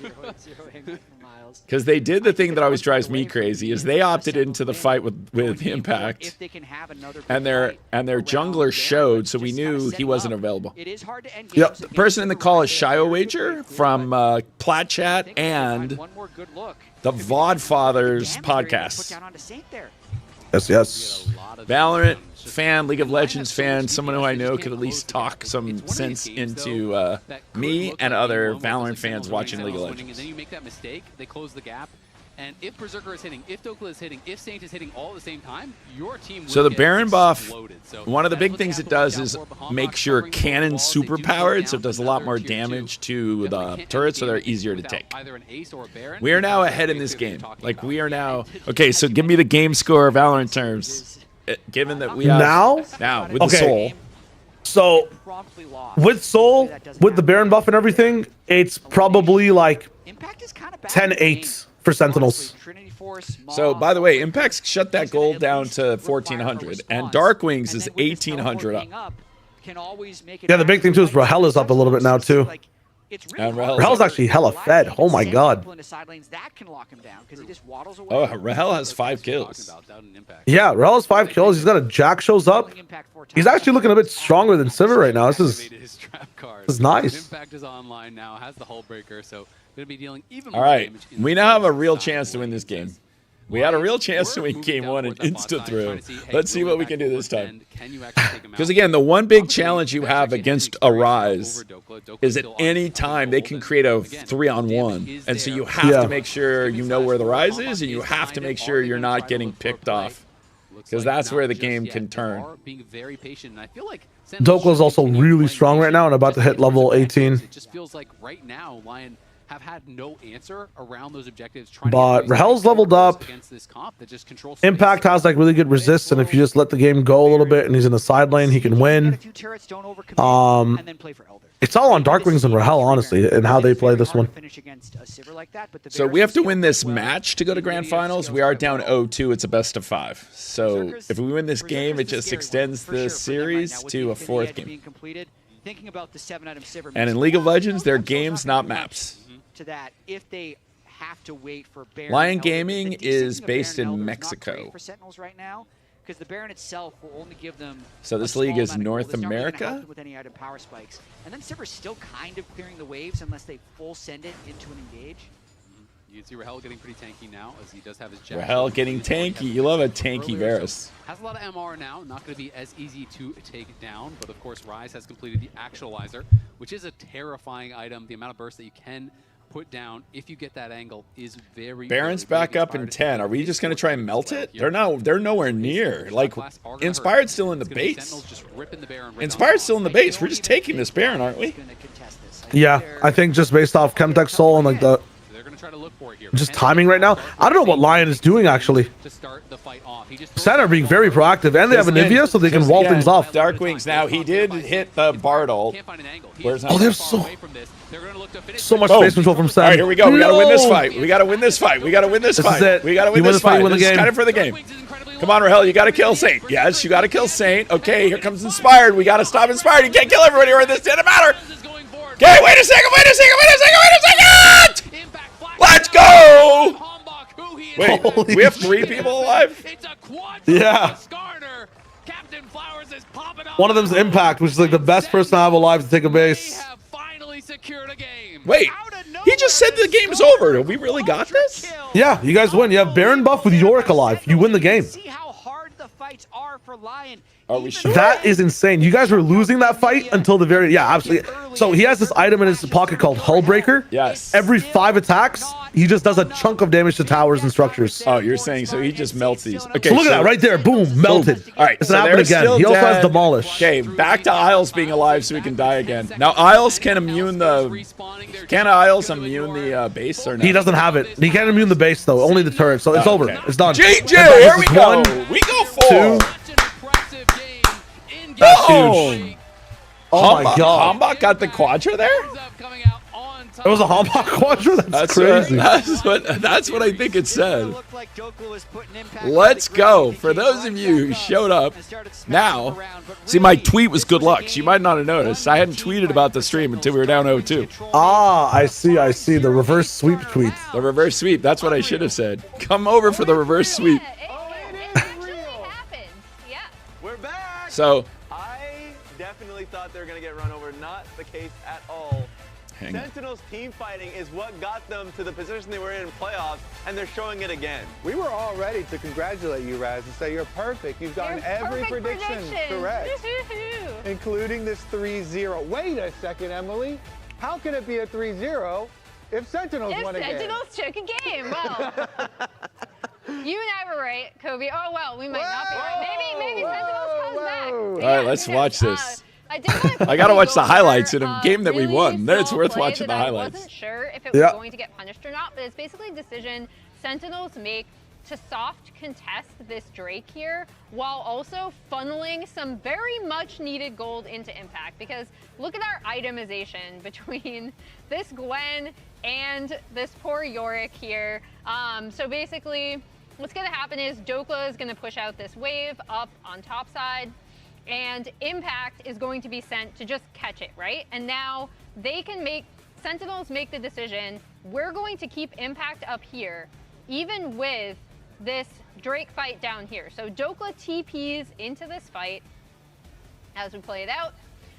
And Sentinels kind of, initially when Hambach goes in here, I was like, ooh, that's gonna be a little concerning. But basically, even though LYON gets the Drake, we're gonna go back up on the top side here, and Impact is just chewing through this turret. And basically, despite the fact that he dies here off of a play where they're like, okay, we'll just go, kill Impact again, the most important thing is that he ends up locking in that Hex Drinker. He's going to be a little bit more safe in some of these side lane plays, and I think his side lane pressure ended up being really huge. Can you do one more thing while you're up there, Emily? I just want you to click to the end of the game so I can remember how many deaths did Isles have? At the end? Deaths. Maybe at the end of this game, because he was getting picked off a lot, He was getting picked off 6. alive. I feel like this Bard, every time he's going... 6. Yeah, it was 6. God damn. The record's 8, I believe, right? Really rough spot. Oh, 0-8? Yeah, that somebody set that record like last week kind of thing. Yeah, Griffin. Griffin. Magic. Yes. Growth spurt, Raz, wow. It's crazy. It happens all in one go. And it's just basically the... Let me just actually get this one. Boom. It was the play-in decision that LYON made when they were 3K up to try and get a quick play on towards Impact. They've done this pretty consistently throughout the series, and it has been successful. Oh, this is the play right here, right? Yeah, this is what gave you guys the lead. Winning play and in the right meantime, here. as you can see, we're on. Because Inspired was there. That was greatest thing yeah, that's the decision. Impact does not care. And Inspired didn't have TP, He's in a really right? good spot to be able to join his team. He didn't have a teleport this game. Yeah, so Inspired had to jog up here. To basically support this, even with the Bard ulti coming through. And then Inspired got here, Impact got here at the perfect time, because then he gets there and immediately drops his cage. Right? Yeah.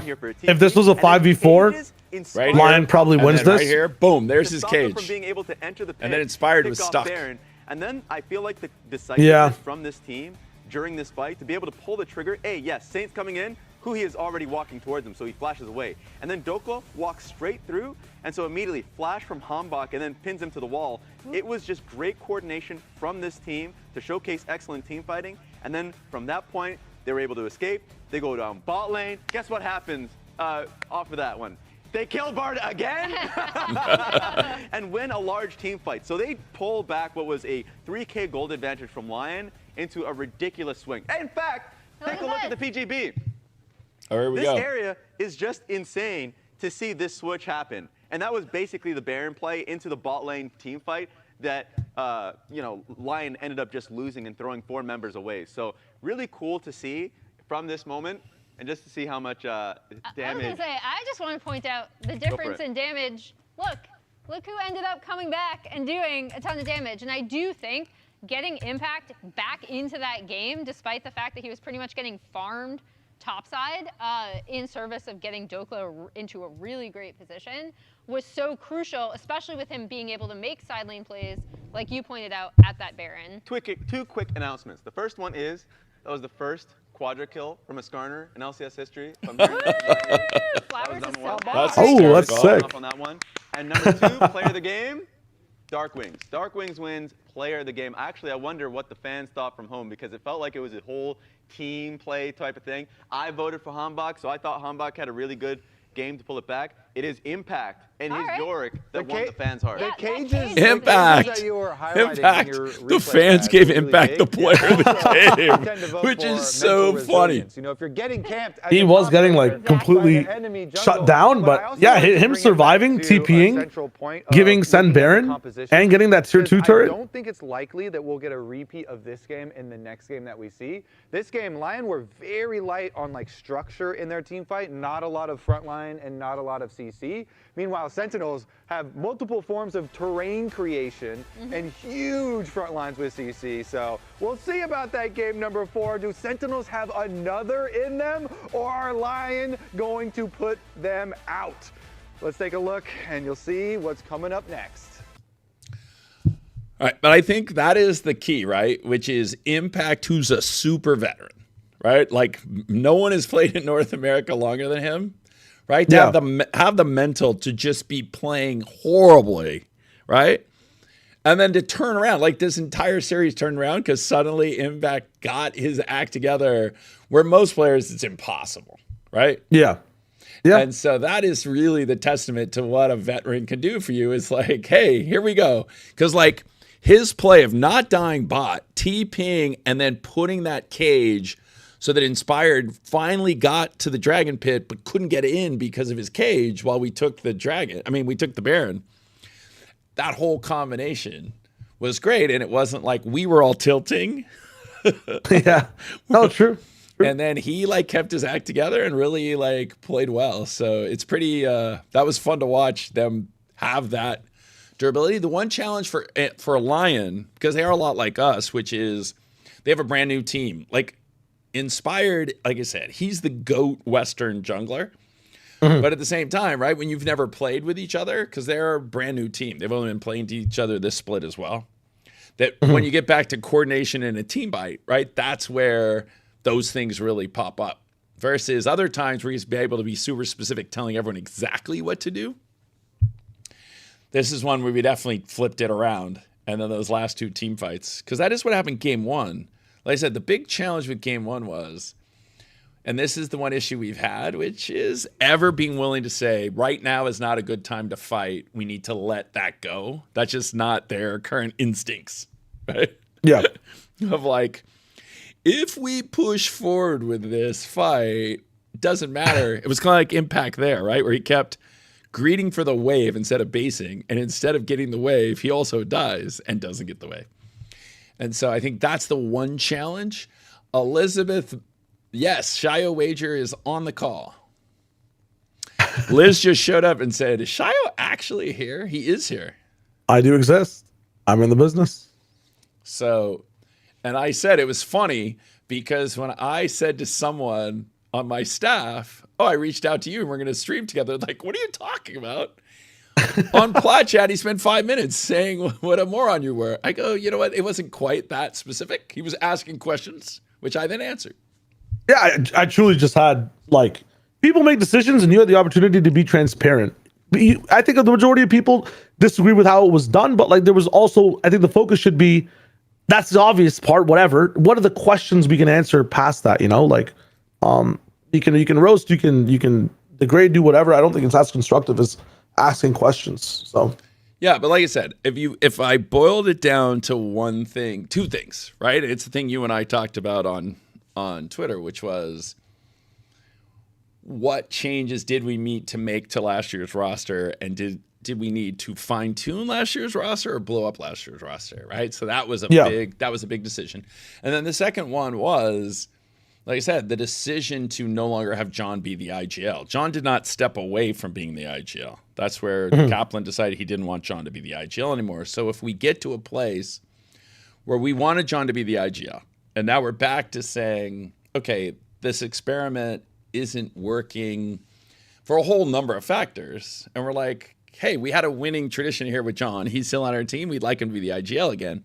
That's just such an impossible thing to think that the two of them would somehow be able to say, oh, everything's passed, we're fresh start. Yeah. So we do have a fresh start with a coach who had a great track record in Asia Pacific. And like I said, definitely somebody who did not have a top tier budget compared to some of the other teams in APAC. Yeah. And so our conversation with him about the roster, about what he wanted to do, we just felt like, okay, this is the time. Kaplan's contract was ending at the end of this year anyway. And so, yeah, we decided to pull the trigger. You may all think it was a mistake. We'll find out. We will find out. All right. Well, that was, you kept promising us that Impact had hope with his maiden, which he did make work. It looked so bad. Okay. The series, we are down 1-2. It is a best of 5. The winner of this match plays Cloud9 tomorrow in a best of 5. The winner goes to the first international of the year for League of Legends. League of Legends has 3 internationals a year, but they are much harder to get into. Only one team goes to First Stand, which is in Sao Paulo in 2-3 weeks. The next one is the Mid-Season Invitational, which 2 teams go from each region. And then the World Championships, which will be in the United States this year. 3 teams from each region basically go. There's some nuance to that, but 3 teams from North America go to the World Championship. So if we come in second or third, and the loser of this comes in third, we are playing in a tournament next week called America's Cup. It's a new tournament where North America plays South America. If you come in first place, you play in a global event in a couple weeks. So we're down 1-2 in a best of 5.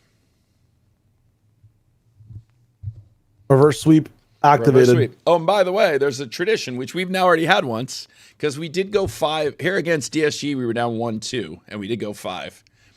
And there's a tradition, I think it's from the beginning of time, isn't there? Whenever there's a best of 5, that it goes 5, that they play Silver Scrapes.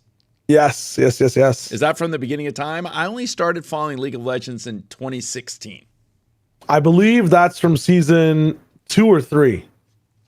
So it's basically the beginning of time. I don't think it existed in season 1, but I think it was a thing. Like Silver Scrapes was a thing in season 2 with the whole TSM fan base and whatnot. TSM fan base. Oh, speaking of which, I'm glad you said TSM fan base. Because any of you who are listening, watching, we still do have some jerseys to give away or exchange. So 2 things. Tomorrow, whether we're in it or not tomorrow, we will have a booth at Riot Games. If you're at the venue and you are wearing or have with you an old school jersey, whether it's TSM, CLG, if you have an old school jersey, you come to the Sentinels booth and we will give you a free Sentinels jersey. Or if you can't get to the venue, you just go online, you sign up for the jersey swap, and then you pay for your shipping. You then ship us your old jersey, and then we will ship you a brand new jersey. So I think probably like 40, 50 people so far have taken advantage of the program. So just want to point out to everyone right now, just go on the shop. It's called LCS Jersey Swap. You pay your shipping, and then you put the receipt for your order number and your jersey, you mail it to us, and we will mail you a brand new Sentinels 2026 jersey, which is what I'm wearing on the stream right now. So, Shayo, if you have like an old CLG wager in your closet you want to swap out for a SEN jersey, you just send it to us and we'll give you a SEN jersey. I'll let you know. I think I have a FaZe jersey, I think. FaZe would work at LCS. Is it LCS jersey? Got to be LCS. Is it LCS? Okay. I might have a TSM one. I'll see what's up. All right. So one last thing on drafts. So the way the drafts work is there's a new thing that happened in League of Legends. Was it last year they rolled this out? The Fearless draft? Was that last year? Beginning of last year, yeah, I think. So the Fearless draft. So basically, normally a draft, each team gets to ban 5 champions and draft 5 champions. But now, whatever champions have already been played, those champions cannot be played again in the series. So now that we're in game 4, there are 30 champions banned to start. And then you get a ban 10. So it makes the games a lot more fun and interesting and so much tougher on the coach. By the way, NadeXN, if you want to ship an FC Barcelona jersey here, we'll take that as a swap. That's an exception. International football exception. And more importantly, if you want to ship me an Arsenal jersey, 100% I'll send you a SEN jersey. So you may not know this about me. I'm a Liverpool fan. I'm an Arsenal hate watcher. And I'm told that Arsenal throws every year at this time. Or actually, they start their run, like once the year turns, like Arsenal is always great the first third of the year. Yeah. Do you follow international soccer? I somewhat kind of do. The only connection I have is that FaZe jersey I was talking about is a FaZe Manchester City collab. So. Wow. That's big. Yeah, it's a nice one. So I am known for being a Liverpool rooter and an Arsenal hate watcher. And Arsenal is trying to throw the league away to Man City. That's crazy. So Liverpool has a real good chance to make Champions League, but they're kind of dead on the regular season for Premier League. All right, so Hambach on. Okay, so we have. Wow, this is new. I don't think Darkwings has played Victor before. I think there's still those kind of picks. He's pretty good at control mages from what I've seen so far. So if he can play Anivia, yeah, Victor's in his wheelhouse. I'd say Victor's easier than the others as well. There's more characters banned right now than there are characters that exist in Valorant. Exist in Valorant, exactly. I think there's 100 and I think there's 170-ish. 172? 172. Oh, I got triple check. Yeah. That hard engage that they need. Wait, did Rahel just get Kaisa? Let's see, what's still up in yes. Yes. I think not. Is that a Rahel like signature? GG. Let's go, game. Let's put on the strike up the silver scrapes. Now they have a chance to play Kaisa Trundle, Kaisa Scion bot if they want to as well. Oh, right. Like it could be full flex, so you can still have a chance to pick both your jungler and your top. Because Silas can steal the Trundle ult, and then Silas, oh my god. I mean, what are you going to steal? Scion ult, Victor ult, the Trundle ult, it's not bad. What is the Trundle ult to show how dumb I am? Trundle ult will take a percentage of your immediate magic resist and armor, and then it'll start to steal your HP over time as well. So if you use it on a tank, like you just become very, very bulky for like 15 seconds. But like Silas in this game, I don't see, like, I guess you pick Silas, so who he can't pick, like a crazy support that has a super ult or something? I don't know. I mean, this Lion comp is monstrous. What is the, other than Silas, I guess, Rel. You know what? Both these teams, Giga Banger. Okay, so they did get the other OP 80 carry. Yeah. Yunara? Yeah. Yunara. But I don't like Jhin, and I love Kaisa, just to be clear. Those are my own totally primitive sense of whenever my team is playing those agents, we win. Whenever we're playing against those agents, whenever we're playing the agents I don't like, we lose. Yeah. So can Sen win this match? You know what? We're definitely the underdogs, but we have hope. It's I'd say like right now in terms of comp, you know, before we were looking at Sentinels has like the whole we have to wait for the game to scale a little bit. It's flipped now. Sen actually has a lot of, I think, agency in this composition, and LYON are on a timer. LYON are on a timer, but I like Sen's comp. They get to choose what to do first. They will have the early lead. For those of you asking where's Tarek, I think he's doing a video game promotion right now, if I'm not wrong.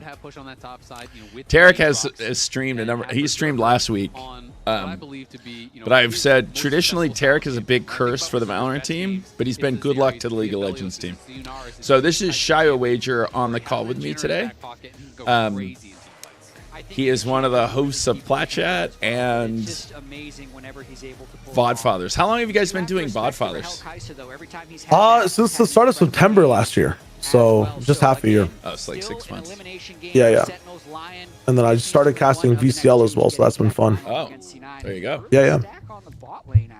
Yeah, I think they were trying to see, will anyone walk forward? Because how many people are down here? And he could look for a big trade. So you have a little bit of time if you run straight to a 2v3. Everyone else is chilling. The Silas was hanging out looking for a pick. Yeah. So fast. So Mundo is definitely a broken champion right now. The runes are concerned. But then again, Inspired didn't manage to run over the game with Jace last time. He will be playing Spellbook, so prioritizing the utility. Like Jace can take over game. He definitely did not take over the game last time. Yeah. Big fights was quite valuable. Yeah, I think they need to hang on a little bit early on in this laning phase. The Yunara. So who's got the better early game between Kaisa and Yunara? Kaisa, I think most definitely. Stay in experience range and get all of the minions. These mid lane matchups when you are. Oh, I think maybe in laning it might be a bit evened out between both of them, but I think once these skirmishes start, like earlier, the Kaisa Rel is just better than Lulu Yunara in my opinion. Got it. That's what my chat says. Yeah. I love Kaisa, who's basically like a jet player, where she kind of swoops in, kills you, scoops away. Yeah. That's my favorite thing that happens in a big team fight. A little bit harder to dodge the Mundo ganks. Also, I think like levels 1 to 3 though, LYON have an advantage against Rahel just with the range. Kind of in the fringes of the metal. But if these guys can just live for like 5 minutes, they should be fine. Well, I don't know that we've managed to do that very often. Actually, the easiest way to explain this is that you're kind of waiting for Yoru's gate crash to leave before you push a site. So there's always an advantage. Yeah. LYON have that gate crash active for like 2 more minutes. So Impact getting a lead up there. No, he just turned. Oh, Dokla obviously had a wave that he just grabbed. Get the harass down, and Rahel is gonna have to take a. But it is very even right now. Yeah, wait a second. Wait a second. Wait a second. Really wow. Hits level 4 there and goes in immediately on it. Gets a good chunk. Gets that wave. Sentinels has switched sides. They are the blue team now. That matters too. The map plays differently. You have different advantages on either side. So. But he does a great. Manages to last hit all the minions before Darkwings is able to burst him and just effectively trades the first few waves. Yeah, that's actually a very good point. As busted as Mundo is, Trundle is like if you have a tank, Trundle gets better character. So Sentinels actually have drafted a really good comp to like counter Mundo, even if he gets crazy. The stronger Mundo gets, the better Trundle is. All right, I'll take that. That is concerned. In fact, just trying to hold that wave as much as he can. In these matchups, you want that near your tower. Goes in for a Silas needs to be deleted. Silas is like Neon, just doing illegal things. Actually snowball onto a Scion. It feels like almost every time Scion can get an early Bramble and just kind of wait out the lane. All right, here comes Inspired. All right, he didn't come by. I'm not gonna lie. It's kind of the same way I feel about Renekton versus Scion, where often you get a nice little CS advantage. You know, you're up 10, 20 CS, whatever. But it's pretty hard to make. Wait a second. Wait a second. All right, he had to flash out to safety. So we'll survive. Nice flash burn. Nice little lane gank there. And we didn't use anything. Nope. Has been getting outpaced by Inspired. That traffic cone, the pillar from Trundle, is so good at burning flashes like that for free. So the traffic cone is a skin on the Trundle, where basically Trundle can put up a pillar to block your path. And one of the skins is a traffic cone. I'm not a big fan of it. It's confusing to me when I first saw it. The traffic cone pops up in the lane. But it's just a skin on a pillar that Trundle can put up in lane to block you. Assuming they don't fall too far behind and go, because that can definitely be a fear when you're running such a slow topside like Scion, Trundle, Victor. Get back here, Hui. Your 80 carry needs you. He's jammed under his turret. Get out back here. Really in this bot lane. This is a tough one, and LYON are really stretching this lead out. They should be equalized by now, but I guess they're manipulating waves really well. think that really is their point of pressure right now, is that bot lane 2v2. They almost have their second plate down, so next wave they get... Is Toronto going to reset or fight bot here? Berserker going to be scaling really well. I think we're resetting. Giving up when you're going to be giving over. Oh, they're going to... Are they just doing this? Wait. No way. Hanbok is here. They're both level 5. Is Inspired going to get to level 6? But our bot lane base, are they back? They're back. All right. All right, here we go. It's going to be a fight. Is there going to be a fight? Absolutely. Hanbok is here. Oh, he's going to go for the flip. Got polymorph. But wait. Oh, no! How did they get the drink there? Now Hui's going to die too, isn't he? Now. How did Hanbok lose the smite fight there? So, if people don't know what smite fights are in general too, both the junglers, like, they have an ability to do really big damage to the dragon. I think, like, at base, it's like 600 between both players. He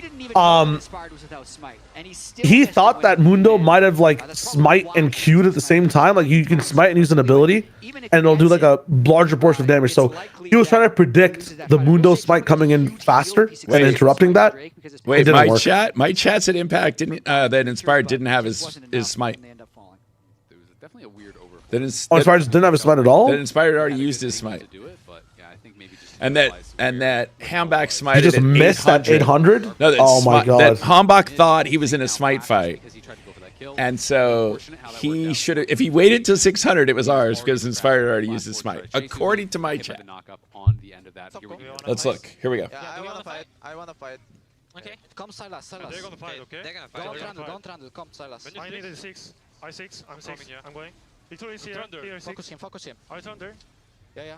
I'm looking Thunder, guys. See, he smited at 60! I'm looking Thunder. Oh. I mean, I can't give you. Okay. That's tough. But it's a good bait from LYON. It's not his fault entirely. Everybody just stopped hitting it, and he tried to go for it and just didn't have the damage to get up to 800. No, but now can you tell? Is there a way in the game to know if somebody has smite up? You have to track it. I'm not sure if smite shows up on tab. I'm pretty sure you just have to track it. Got it. Because that is what happened. Is he didn't realize. He didn't realize that he did not. I think he just mismanaged his damage. I think even if Mundo had smite, he had the opportunity to steal it there. He just was 60 damage short. That was brutal. Yeah. Because they had teed that up for us. That would have been the perfect steal there, and we'd be right back to where we'd been on the dragons. But yeah. They trade knockups. Nice little grass proc back there from Impact. Because everything is so even at this point, other than Inspired, the state hasn't changed, who has the kill and Hanbok has the death. Even though it was a nice little gold infusion for Inspired getting that kill and getting that first Drake, the state of these lanes is still relatively difficult for this LYON team to play. Aatrox into Sion and the Silas into the Victor, who's able to just keep the wave pushed. It's pretty difficult for sure, but Inspired going to get accelerated. He almost has his heart steal already. Oh yeah, this is definitely a completely even game state right now. Because the enemy jungler was dead, he got them the follow scuttle, right? So got a nice injection of gold here. Yeah, it's the closest it's been earlier on. Heart steal can make a big difference. Darkwings has an advantage on Saints. LYON has an advantage on the Sen bot lane. And top is pretty much even, so just sick. Yeah, if we had got that dragon, that did hurt. Yeah, the dragon would have set you guys apart 100%. To be able to fight with this Aatrox Silas, so they can kind of get out of these lanes. You have grubs though. You have complete grubs, Prio. The Victor are able to hold there we go. We got the grubs. We got the crab. So that crab walking around the river gives you vision in that river. Rahel down here in the 1v2 now, but Hui is on the way. Rahel by right himself again. Another chunk of damage down on that turret as Berserker and Isles continue to build their lead, but Rahel has done a good job withstanding the storm. He's dead even as far as the CS is concerned. Yes, they've lost a couple of plates. Yes, they're about to lose a third. All right, so we got all three grubs. Given the matchup, I think he's doing a pretty good job. Absolutely. Grubs, I know you're mentioning, very useless. They don't really seem to do anything. You pick them up when you have nothing else to do. Yeah. Oh, the other thing you should all know is when Impact's character dies, he turns into a zombie for 5 seconds or 10 seconds. Yes, he turns into... It's not even 5 seconds. It's until his health bar runs out. But how long is it? Doesn't his health bar start to decline, or do you actually have to do damage to him?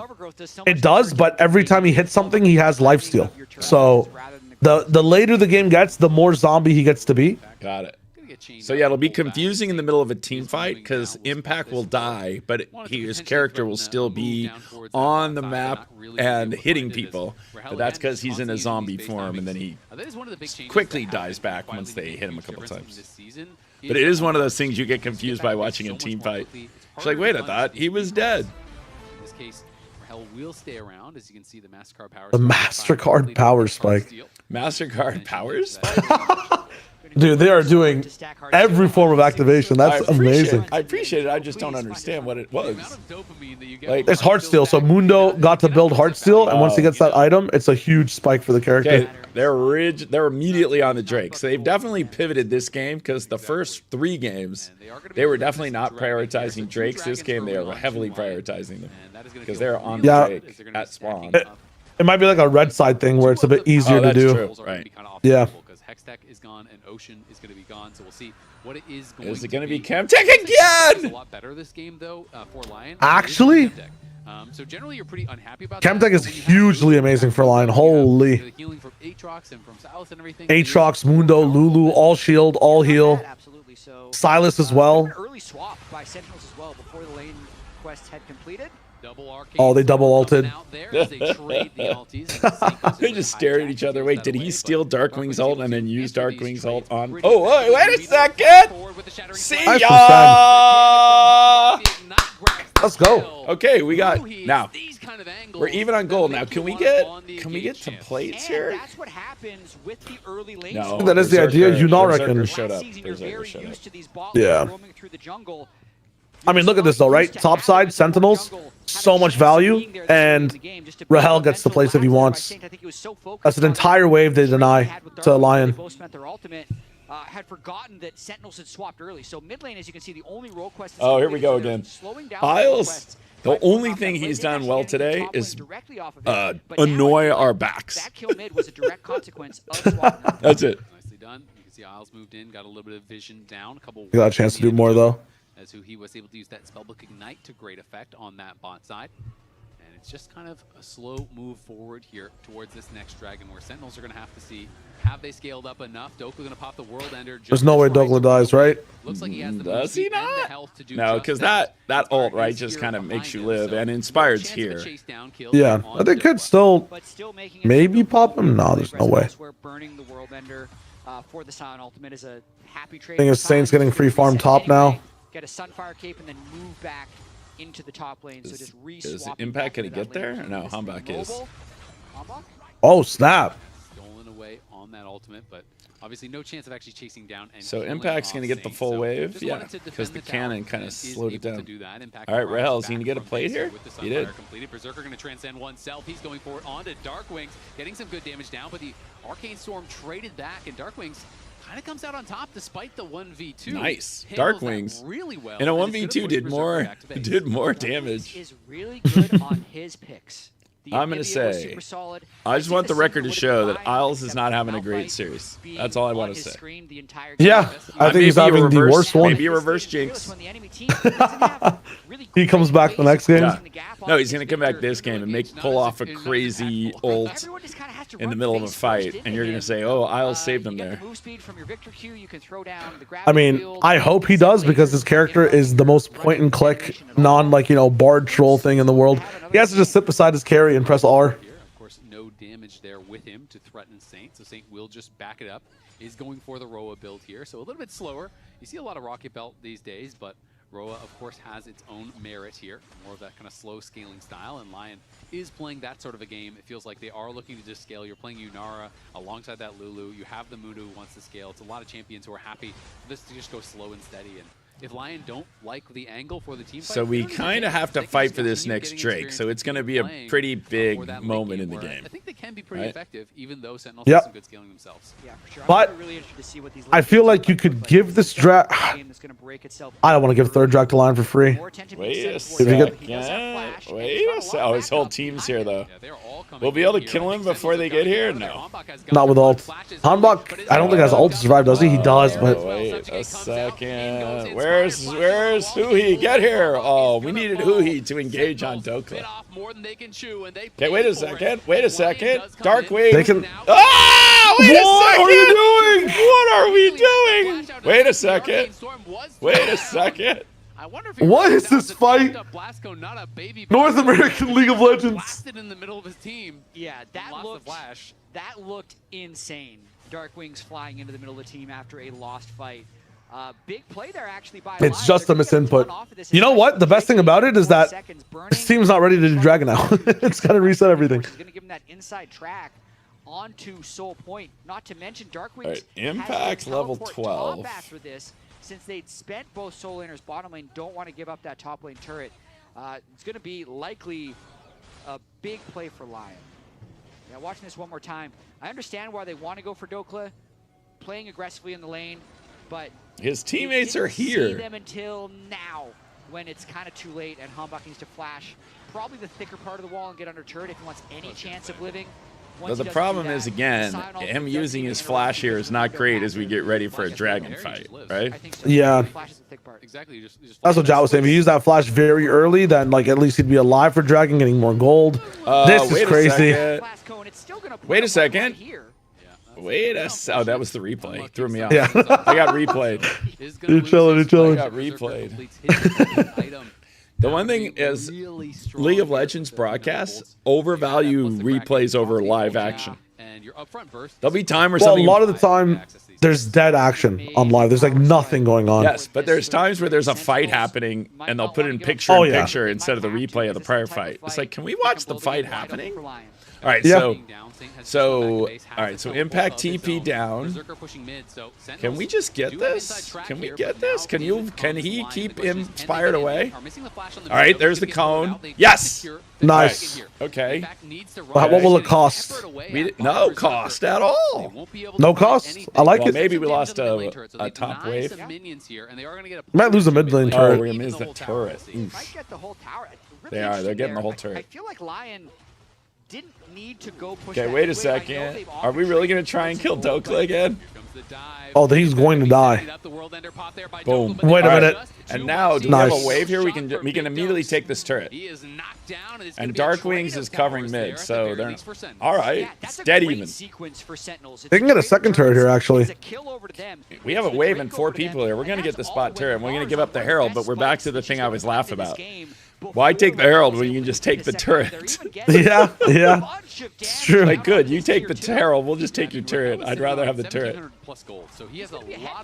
Yeah, this is insane. Isles, please don't die. He's going to be pretty damn near his full second item at this point, of course. Nice. Went for the tier 2 boots earlier, so that is why well, 640 gold lead. Looks so different as Saint going to be pushing on that top side. So LYON just trying to play the map, but again, the Kaisa. Have a lot of hard engage tools, and oh, did he get here in time? No, he did not. Oh, he did. No. Is there anyone else coming? Can he get away with it? That is the question, because who he is. Can always ult away, but Impact just has to stay right next to him right now. Oh, there it is. He still is ult. Still having to that's fine.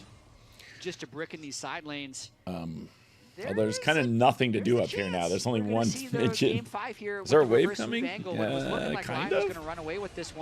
What is who he doing? He's chilling. He's chilling. He's annoying them. He's having a fun time. He's just annoying them. I'm not. He got vision actually in that bush. Is really important. Oh yeah, he did. And now we cleared out their ward. So we actually have all the top lane, and now Darkwing's getting this turret. They really are. I mean, they won the last game. If you think all the way back to that. They're trading bot side though. Dokla's getting their tier 1 as well. Now that the games are getting a little bit closer. All right. Really going to be we got the turret. This is nice. Oh, they're TPing for it. Wait a minute. He's going to be done when he gets here, but it's Darkwings. Oh, wait a second. Everyone is here. Everyone is here. Darkwing might die.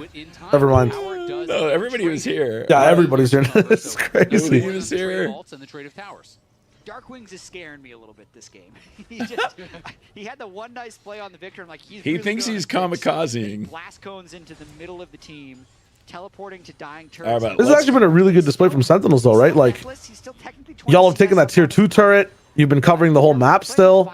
And we took the Drake so that we're now like have a lot more flexibility there. Yeah, you guys were like in the losing a bit before. Now gold is even like. Oh, it is a brutal that first Drake that we should have the first Drake. Oh, wait a second. Wait a second. Wait a second. He's dead. If he lives this, I'll end my stream. There's no way. But I mean, look at the waves for the rest of the team. It's not like LYON is getting anything out of that. So that was just a nice overload by Sentinels. They had a huge amount of tempo to spend, and Dokla was really pushed too far up without cover. Again, this Aatrox in a Scion is looking less and less effective. He's not even necessarily against the Scion at this point, but wasn't able to get an advantage on his own, and now is just kind of fodder in these side lanes. He's going to be struggling for sure. Easy to pick off in the solo lanes if you are up too far, don't have a tower behind you, and there's no towers at all. In fact, he's trying to kill. He's trying to kill Isles. He's like, Isles, you just die. Okay, why is Isles warding that? He's what? This game couldn't be more even as it is right now, right? Yeah, actually. Because like our Kaisa and our Victor are ahead. We have one Drake, they have two. Find these angles for who's going to be looking for the engage. Yeah, I completely agree. A couple items to point out, though. We got some healing reduction on Berserker. I also like the boots of swiftness on Impact. 48 seconds to the next Drake. Real engages are slows, so as a frontline, being able to disengage and not get locked down. Milka 12 TTTV, welcome to the stream. We're here just trying to learn League of Legends as Valorant fans. That's the stream goal. And we have Shio Wager as a special guest today. Hello. 20 seconds. Are they just going to let us have this again? Where are they? They're kind of here. He's against such a short range. We have. They're double recalling. They're giving it. They're giving it. Great vision. They're recalling. Wait, are we actually going to try and pick off Dokla first? So they're winning every eye contact fight in lane, and that just allows 5 seconds. Get full control of River here. It'll be really difficult for LYON to retake this space. But Berserker they're going to drop the Rift Herald and drive it. Are we going to do this again where they're going to drive the Rift Herald into the... He tried it again where he drove the Rift Herald into the pit, and we blocked it with the cone. Okay, that's a nice, really good cone. Oh no, Inspired's here. Wait, we got it! Nice! Kill Saint, kill Saint! Yes, come on, come on! There goes Rahel! Kaisa online, Kaisa! They're gonna take it to game 5. That's crazy. Kaisa! I told you I'm a giant Kaisa fan. Yeah, and she's in the skill so well.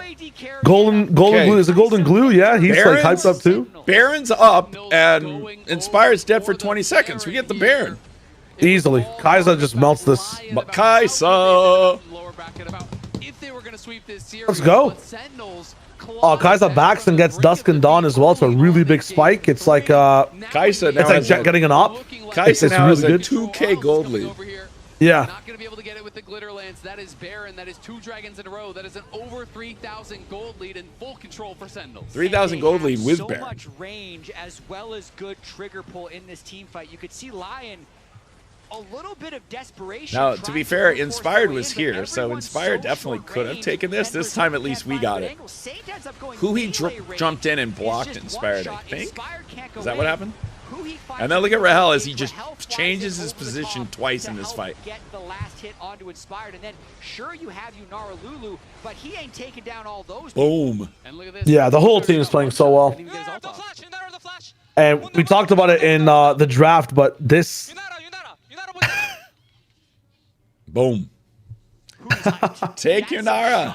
Right there. There's not the calm. Yeah, Sentinels is comp. It only gets stronger as the game goes on. Sentinels is really in it right now. From 0-2 and a deficit in game 3 to 1-2 looking to force game 5 with Baron pushing mid. This is a team it felt like everyone, myself included, was kind of writing off in this finals weekend. The expectation for every person I talked to was that whoever wins between TL or LYON would come up and be able to smack down Sentinels. And Sentinels clearly putting up the best fight yet.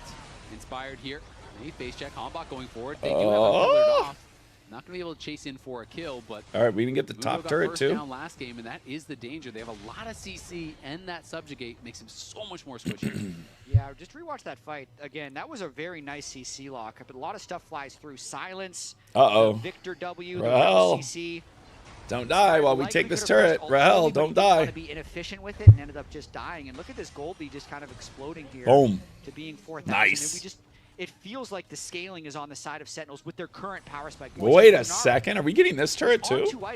Yeah, they're still using that Baron. Still feels like she's How much time's left in the Baron? A minute.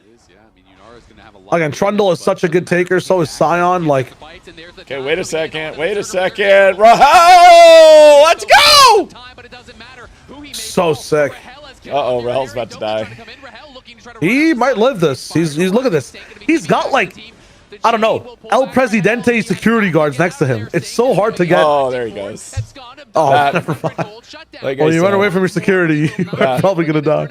Inspired though, chasing in behind them. Can What is it, a wrap 4v3 around right and now? get even more here? Sentinels have got to try to Okay, find get their Yeah, Humbug, but- get their Humbug, get their Humbug. No, are we just gonna, we gotta just bail on Impact and the Darkwing and Humbug live is what we have to do. Will make All it right. out, but it is a couple Doesn't kills matter there because for it's a minute and a half to as an the. aggressive All right, here goes dive Zombie. from Here comes Sentinels Zombie does get Scion. punished. Yeah, Hombach made a business decision there. Throws down the shoulder, says, Made a "I will business impact." decision. It was a good I do not decision want there. to die as well. And I'd say the whole beginning of this play, it's a nice look to try and kill the Unara, but I thought it was a really good polymorph from Isles, which delayed the kill long enough that everyone could catch up to Rahel. So just Next a dragon is really important. by Lions, Love capitalize 3 that. Gold Capybara. Golden State Shout does out give to your them the dog bang, but Tilly. have I hope she's a big secondary Sen fan. that can help them out of this deficit. Does flashes though. Shout out to Love 3 Capybara, dog T Lily. T Lily. So he's going to be that much more difficult to take down. Will have his flash available here in about 45. Oh, I play League. I'm just really bad at it. I play Maokai top because it has the easiest ult there is. You just hit R down the wave and it stuns people. You don't have to do much. You don't really have to have any skill. If you played 2 years ago, you'd be playing the best top laner. Yes, that. Oh, that's. I was playing in 2017. Oh, nice. But yeah, I was a Maokai main because you just run around, you toss saplings around, your ults. So I can be useful, right? I can create some help to the game. All right, You have the utility. All right, we got the mid lane turret. We're right back here. Okay, so we have all the vision. We're pushed up here. So can we just drop back and take the Drake without them being able to get out of their base? That they do have right now for Huhi. So Yeah, Hambak's on the Drake. And they're just going to give this one up. Lion not going to be looking to fight it. Going to look to try to maybe get towards Infinity. This Edge is for perfect. Berserker. Hope that they can do that in the next 5-6 minutes. And Hambak just so no. Kais is there with Hambak. They just burn down the Drake. Amazing.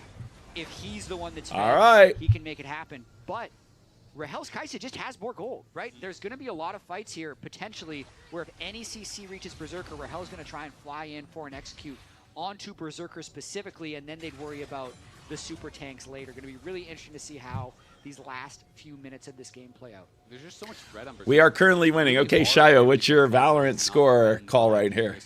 I was bringing it down. I think that it's like a 9-7 for Sen, but like every 30 seconds that pass, it's like a 0.5 to Sentinels. So like right now it's probably 9.5 to 7. Almost 10-7 Sentinels. Because you're saying when the game gets to 35 minutes, our champions will be better. I'm honestly saying if the game gets to 29 minutes, you guys are locked in. Like it's you guys have accelerated a lot. Mundo and like a bunch of the tanky characters on LYON are their get out of jail free card. You guys have Trundle. You don't accept cards. It's only cash. Like it's he uses his ult, and Mundo is a problem to have on the team instead of a solution. So will be the target that Sentinels it's only cash. Taking away the jungle, yeah. Farming up as much as they possibly For people who don't follow leagues, that this business guy right here that Inspired is playing, he has like one of the best tank stats out of the whole game. Sentinels have drafted a whole composition that ruins tanks. Hanbok steals tank stats. Rahel does more damage to tanks. Victor, who is that? Darkwings, yeah. He also is building like a bunch of anti-tank items. So it's if you're LYON right now, you have to get the next dragon or do something crazy in a fight. Inspired is like dead weight. That's just ruining your team for the moment. All right, Baron's back up. Off those lights, clear out the vision, and threaten these engages from Huhi. Where's Impact? Baron immediately. They can melt this. Rahel does. Look at the Rahel's damage. Where's Impact at? Oh, there he is. Yeah, Doko's going to be spotted on the side. Impact trying to zone out Berserker, who is getting some damage out, but Hanbok is just wait, Inspired is here. We blocked him with the cone. No way! The cone! By the way, it's Rahel who took the Baron. All right, Rahel, come on, kill people, Rahel. Okay, turn around. You got to kill Inspired here. Got to kill Inspired. You got to kill Inspired. Good. Oh no! Rudy. Ah! Insane. Oh yes! Wow. Nice. Rahel's still alive. Rahel's still alive. Wait a second, Rahel. Do not abandon your team. Sentinels, please. All right, we got to abandon. We're gonna. Is Matt gonna die again? All right, we're gonna hide behind the super minions. Wait. All right. Okay, wait. Is Saint just gonna die here? Saint just gonna die here? Wait, the zombie. Oh. All right, wait. So Sen wins that. That's a W for Sen. They got the Baron. We lost. Rahel's still alive with it. We lost 2. But Rahel That's is alive. fine. Oh yeah, because who he died doesn't like the 2 people you would want to die lost. As long as Rahel has that Baron buff and one of the tanks, you're big chilling. That was really good from Hambach though. I mean, that's an insane cone. But he put that cone right to block again. Inspired twice, we have kept him out of the pit. Now Rahel didn't kill him, which was a problem there. Right? I think the problem is like who he was like not in the right spot. Yeah. And then had to flash it. Yeah. They just played away from Rahel. They need to play the win con for Sentinels. You gotta like flash for your duelist. You have to tank for your duelist. You have to smoke for your duelist. And your duelist is Rahel. Like, yes. Gotta be on the same page. Berserker looking damn good in that fight. As you said, has the IE. That is a big spike here. See that sorcery No! He just got melted! No! Come on. Darkwing, you gotta help. We cannot have him die. You gotta get off there. You go. Wait, why are you coming back? Okay. Wait a second. Darkwing's okay. Darkwing's TP'd away. Ooh, he's dead though. Is he? Because he's got the Baron recall? No, he doesn't. Oh no. Don't burst them down. No, what in the world? Oh, happened? This is disaster. How do we all get caught out? Yeah, because they want to stall this kill.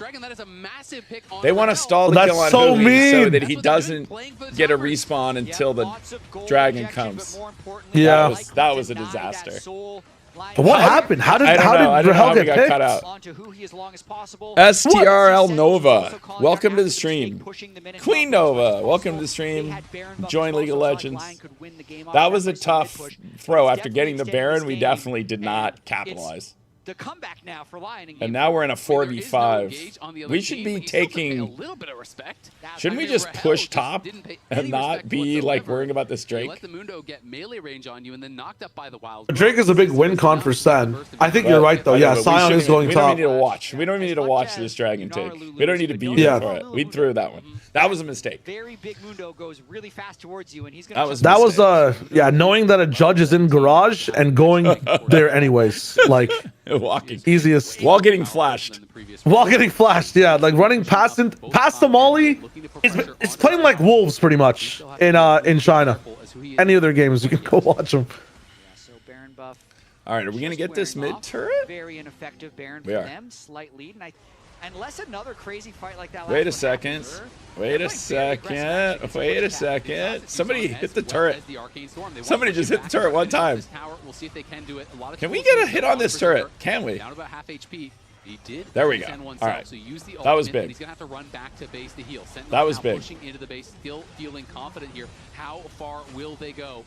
Don't keep pushing. Pull out. Oh, we're going to get 2? Are we going to get this inhibitor? Okay. So that thing we're killing right now is an inhibitor. When you take those, that gives your minions a buff. So now you have double powered minions. All right, we saw Saint. Nice. All right. Hambach. All right. How long does Dokla's ult last? It's that white bar underneath him. Oh, there it goes. It's over. Yeah. Wait. Why did we engage? Are we going to win this fight? We picked this fight here. That's such a good Zanya. Boom.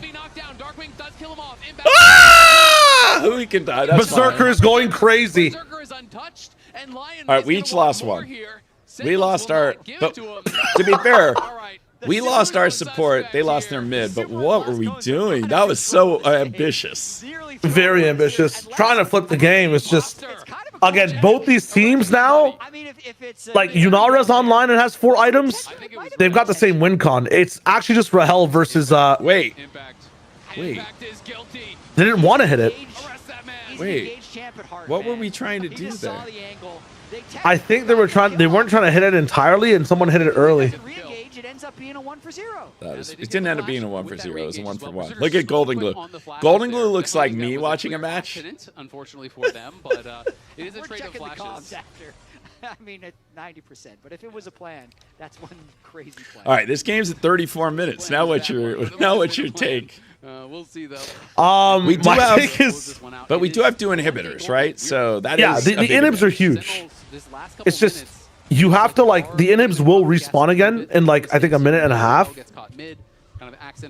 Right, so we basically have to take all the vision near their base so that they ultimately have to face check and we kill somebody coming out of the base. Right? Yes. The decision for Sen right now is do we want to end the game in the next 2 minutes or go for another neutral flip fight like Dragon or Baron and then use that to end the game. Right. So Miles is actually working up towards Doncor. That's a Hambach and Rahel, can the 2 of them just take the Baron while they get zoned off and therefore they can't really face check here? Yeah, they have to see top lane how those super minions are pushing in. Where Silas is. You can't have everybody here or you're going to lose your base. Okay, and Silas is coming now. Can we kill Inspired here? Can we just kill Inspired here? They should fight. They should fight. Stop the Baron and fight. Well, Hambach needs to get over and help his team win the fight. Where is Rahel going? Rahel, you can't die! Rahel, damn it. Dark Wings, you gotta kill Inspired! You gotta kill Inspired! He's out of mana. Dark Wings is out of mana. No. Alright, at least our super minions are taking out their base, but we're all dead. True. Oh my goodness. What the hell? Anyone have TP? Not even the Baron because they peeled off it, so it's just the one fight there from LYON. I think they peeled off of it too early, and this could we should have finished the Baron. We needed to finish the Baron. We were so close. It was literally at 2,000 health. We should have finished the Baron. They should have fought faster. I'll actually challenge you on that one. Okay, I'm going to say we did the wrong thing, which is either pull off much faster. Yes. But once you waited till it was 2,400, you need to finish it. Yeah, right? I think that's the agree. I can agree with you on that one. I don't know why they had a very good. They had like 8 seconds where they could have turned and fought, and they decided to keep hitting Baron. Yes. At that point, even at 2K is silly. There was an absolute window. Okay, we're all back though for this soul fight. We're all back for the soul fight. I think it would have been theirs guaranteed, and then they could have tried to take. I need Rahel to like pause and wash his face or something and lock in because he just chose Rock into paper with that ultimate. Look at this. Watch Rahel's ult. Look at his ult. He goes into the whole team into 3 takes. Like what is? All right, here we go. Can we go to the Dragon Soul fight instead of the replay? See, look. The Dragon Soul fight prep is in the mini map. All right, here we go. This could be the game right here. It could potentially be the series. What are we doing? Decision. Okay. Fight. Trying to find a flank angle. Doka's gonna be stunned up there. Stop hitting Drake. Nice cone. This is a good position from Sentinels. This is nice front to back. Down to about half HP, but has the ultimate available. Oh my goodness. Here we go. Where is Hootie going? This is the game. Where is Hootie going? He's trying to flank Saint, I think, but why? Or Inspired. Oh, because he can jump over the wall on Inspired. Okay. Look at Better or Dokla. worse. Okay, Look at Dokla. Wait. No! Hambach, you gotta get in there! Hambach, no! Hambach's dead! Everyone's dead! No, wait. Rahel's popping. Rahel's popping. Is he? Oh, God. No, he's getting popped. He's dead. Wait. No! Rahel's... No! It's Delver! Oh, no! And LYON have taken the series. They've knocked down Sentinels. They've claimed the soul. And oh my goodness. That's tough. Game series where you thought maybe, just maybe, Sentinels. Do you know what dancing objectives is? Yes. I wish they would just dance because look at their minions again in the base. Yeah, no, if we had just stalled, we had like the same with the prior fight. We either needed to stay on it and get the Baron, or we had all the vision on the Baron pit. And so they had to face check us. So we had to jump on them in that fight at the Baron. Yeah. And we, like, stayed on the Baron way too long. But then once we stayed on it that long, we had to take it. Yeah. But we had a couple times in this series where we engaged in fights that we shouldn't have been engaging in fights. Still, like, Sentinels did a really good job at getting advantages. Like, that whole game. Yeah, no, again, I think the thing this shows you is the team has potential. Yeah. Right? Like, and we just need to be better coordinated. But it was at least, 3 of the 4 games we were in. The first game is still the craziest one. Where as soon as we got Ocean Soul, right? As soon as we got Ocean Soul, we immediately threw. I really want to see that final fight again because it looked to me like, Saint had the stolen Magnastorm and he popped it and I think he flashed into the wall trying to get in the middle of the team. So I thought, okay, the fight could be looking really, really bad here for them, but they were able to get in on Rahel, they were able to get in on Darkwings and take him down. And oh man, fun game to watch though. Playing out what no, it was a lot of fun. You know, that is the key, right? Is at least if you're gonna lose, at least be entertaining. And that was entertaining. I'm liking Rahel a lot as a player. Yes. And yeah, even Dark Wings played very consistently the entire series. In America's Cup. I keep wanting to call it Battle of the Americas, but it is America's Cup for sure. That's definitely America's the branding. Cup will be a Battle of the Americas. It will be a Battle of the Americas.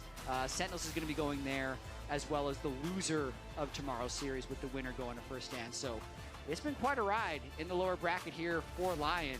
And it looks like Kobe is about to be ready to interview both Inspired and Dokla on stage. Wonder how much confidence they're going to have going into the C9 series, because a 3-0 would give you a lot more bravado, but you never know. They're always going to speak their mind. They're ready on stage now.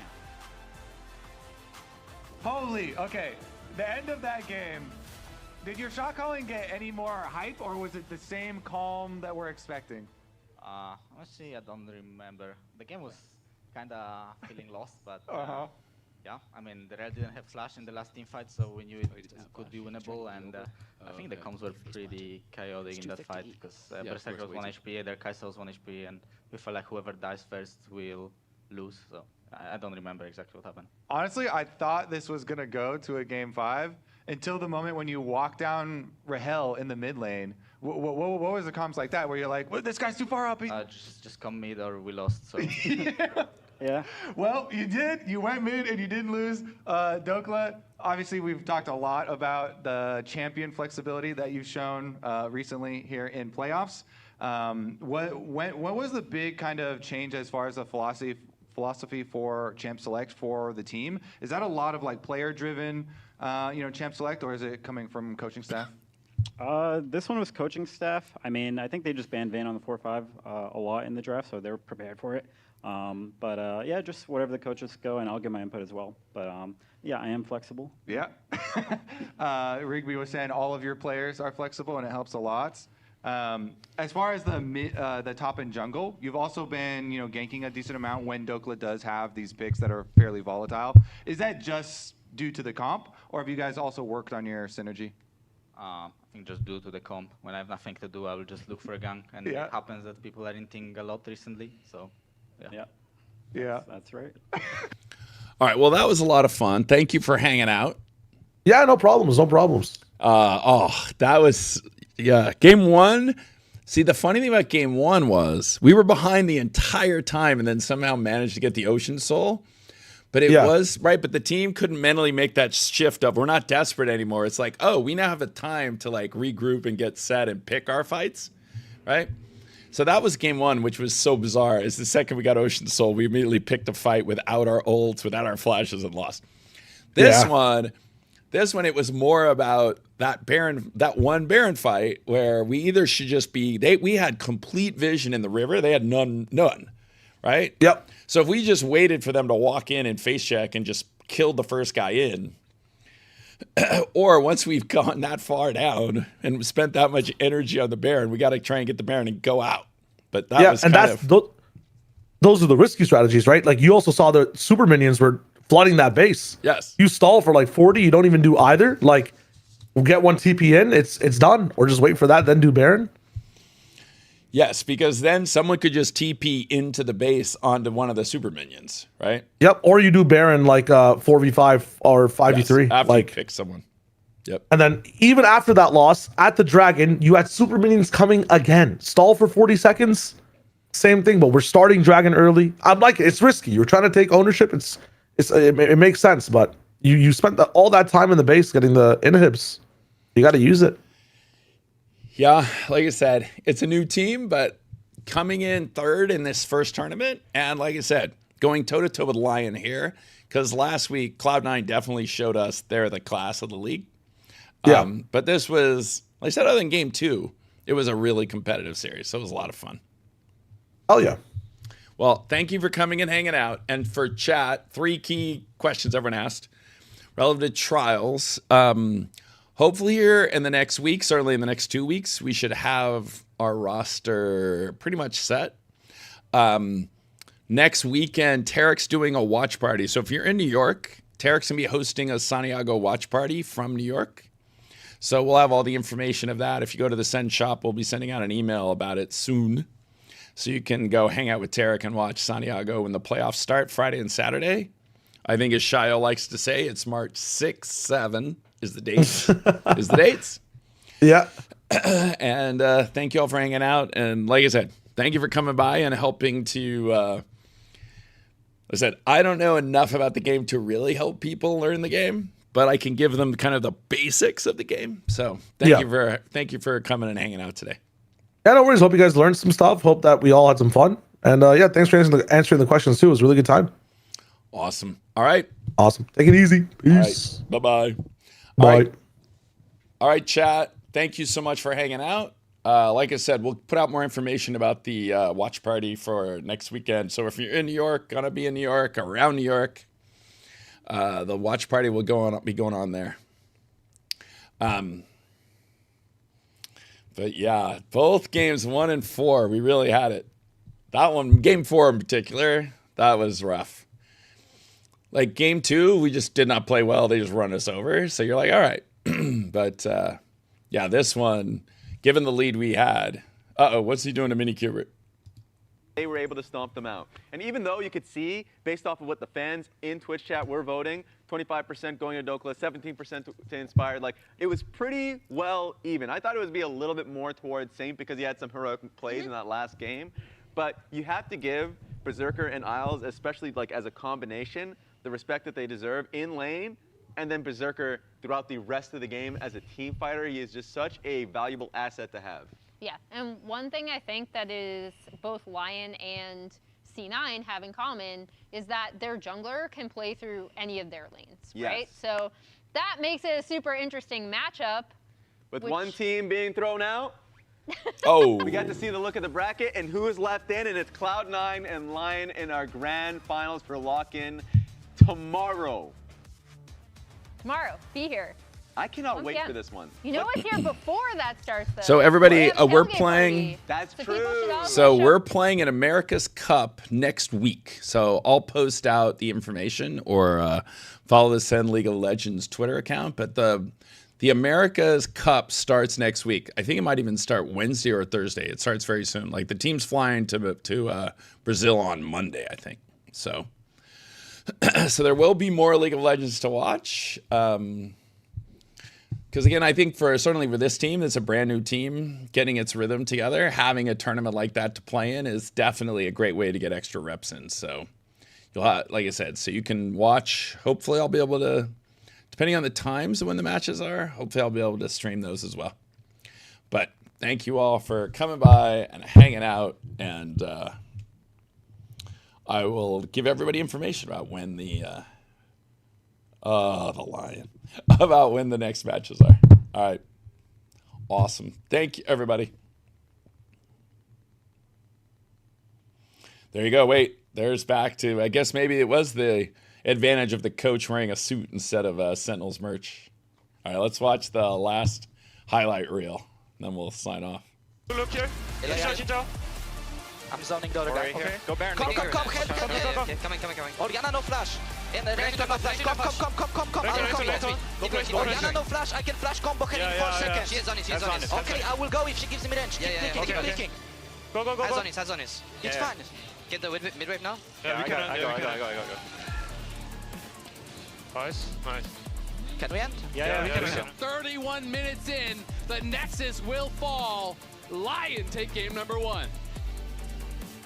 Flip the Drake. Yunara, hit the Drake. They don't know me. Rails flashes up. I'm looking Thunder. Rail has flash now, Berserker. Thunder. We got the soul. We can look. Kaisa. Stopwatch. I'm zoned to Kaisa. She can't hit anyone. His ulti. Sun passive. Mid. One base. And LYON have taken the series. They've knocked down Sentinels. They've claimed the soul. And in a hard-fought 4-game series where you thought maybe, just maybe, Sentinels could have pulled it back, LYON make it happen.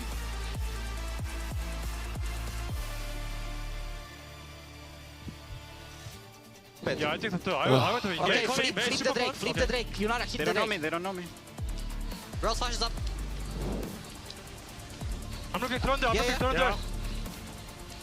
Rail has flash now, Berserker. Thunder. We got the soul. We can look. Kaisa. Stop watch. Zombie Kaisa. She can't hit anyone. His ulti. Sun passive. Mid. One base. Sure. Nice, guys. Actually, we don't need base. No, base. Come on. I mean, the minions.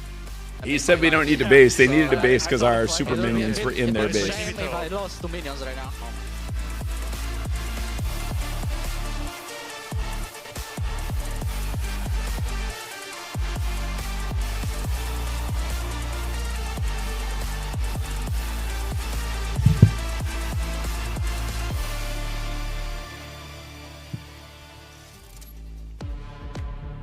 All right. Thank you, everybody, for hanging out on the Sentinels Twitch and YouTube and the Sentinels League of Legends YouTube.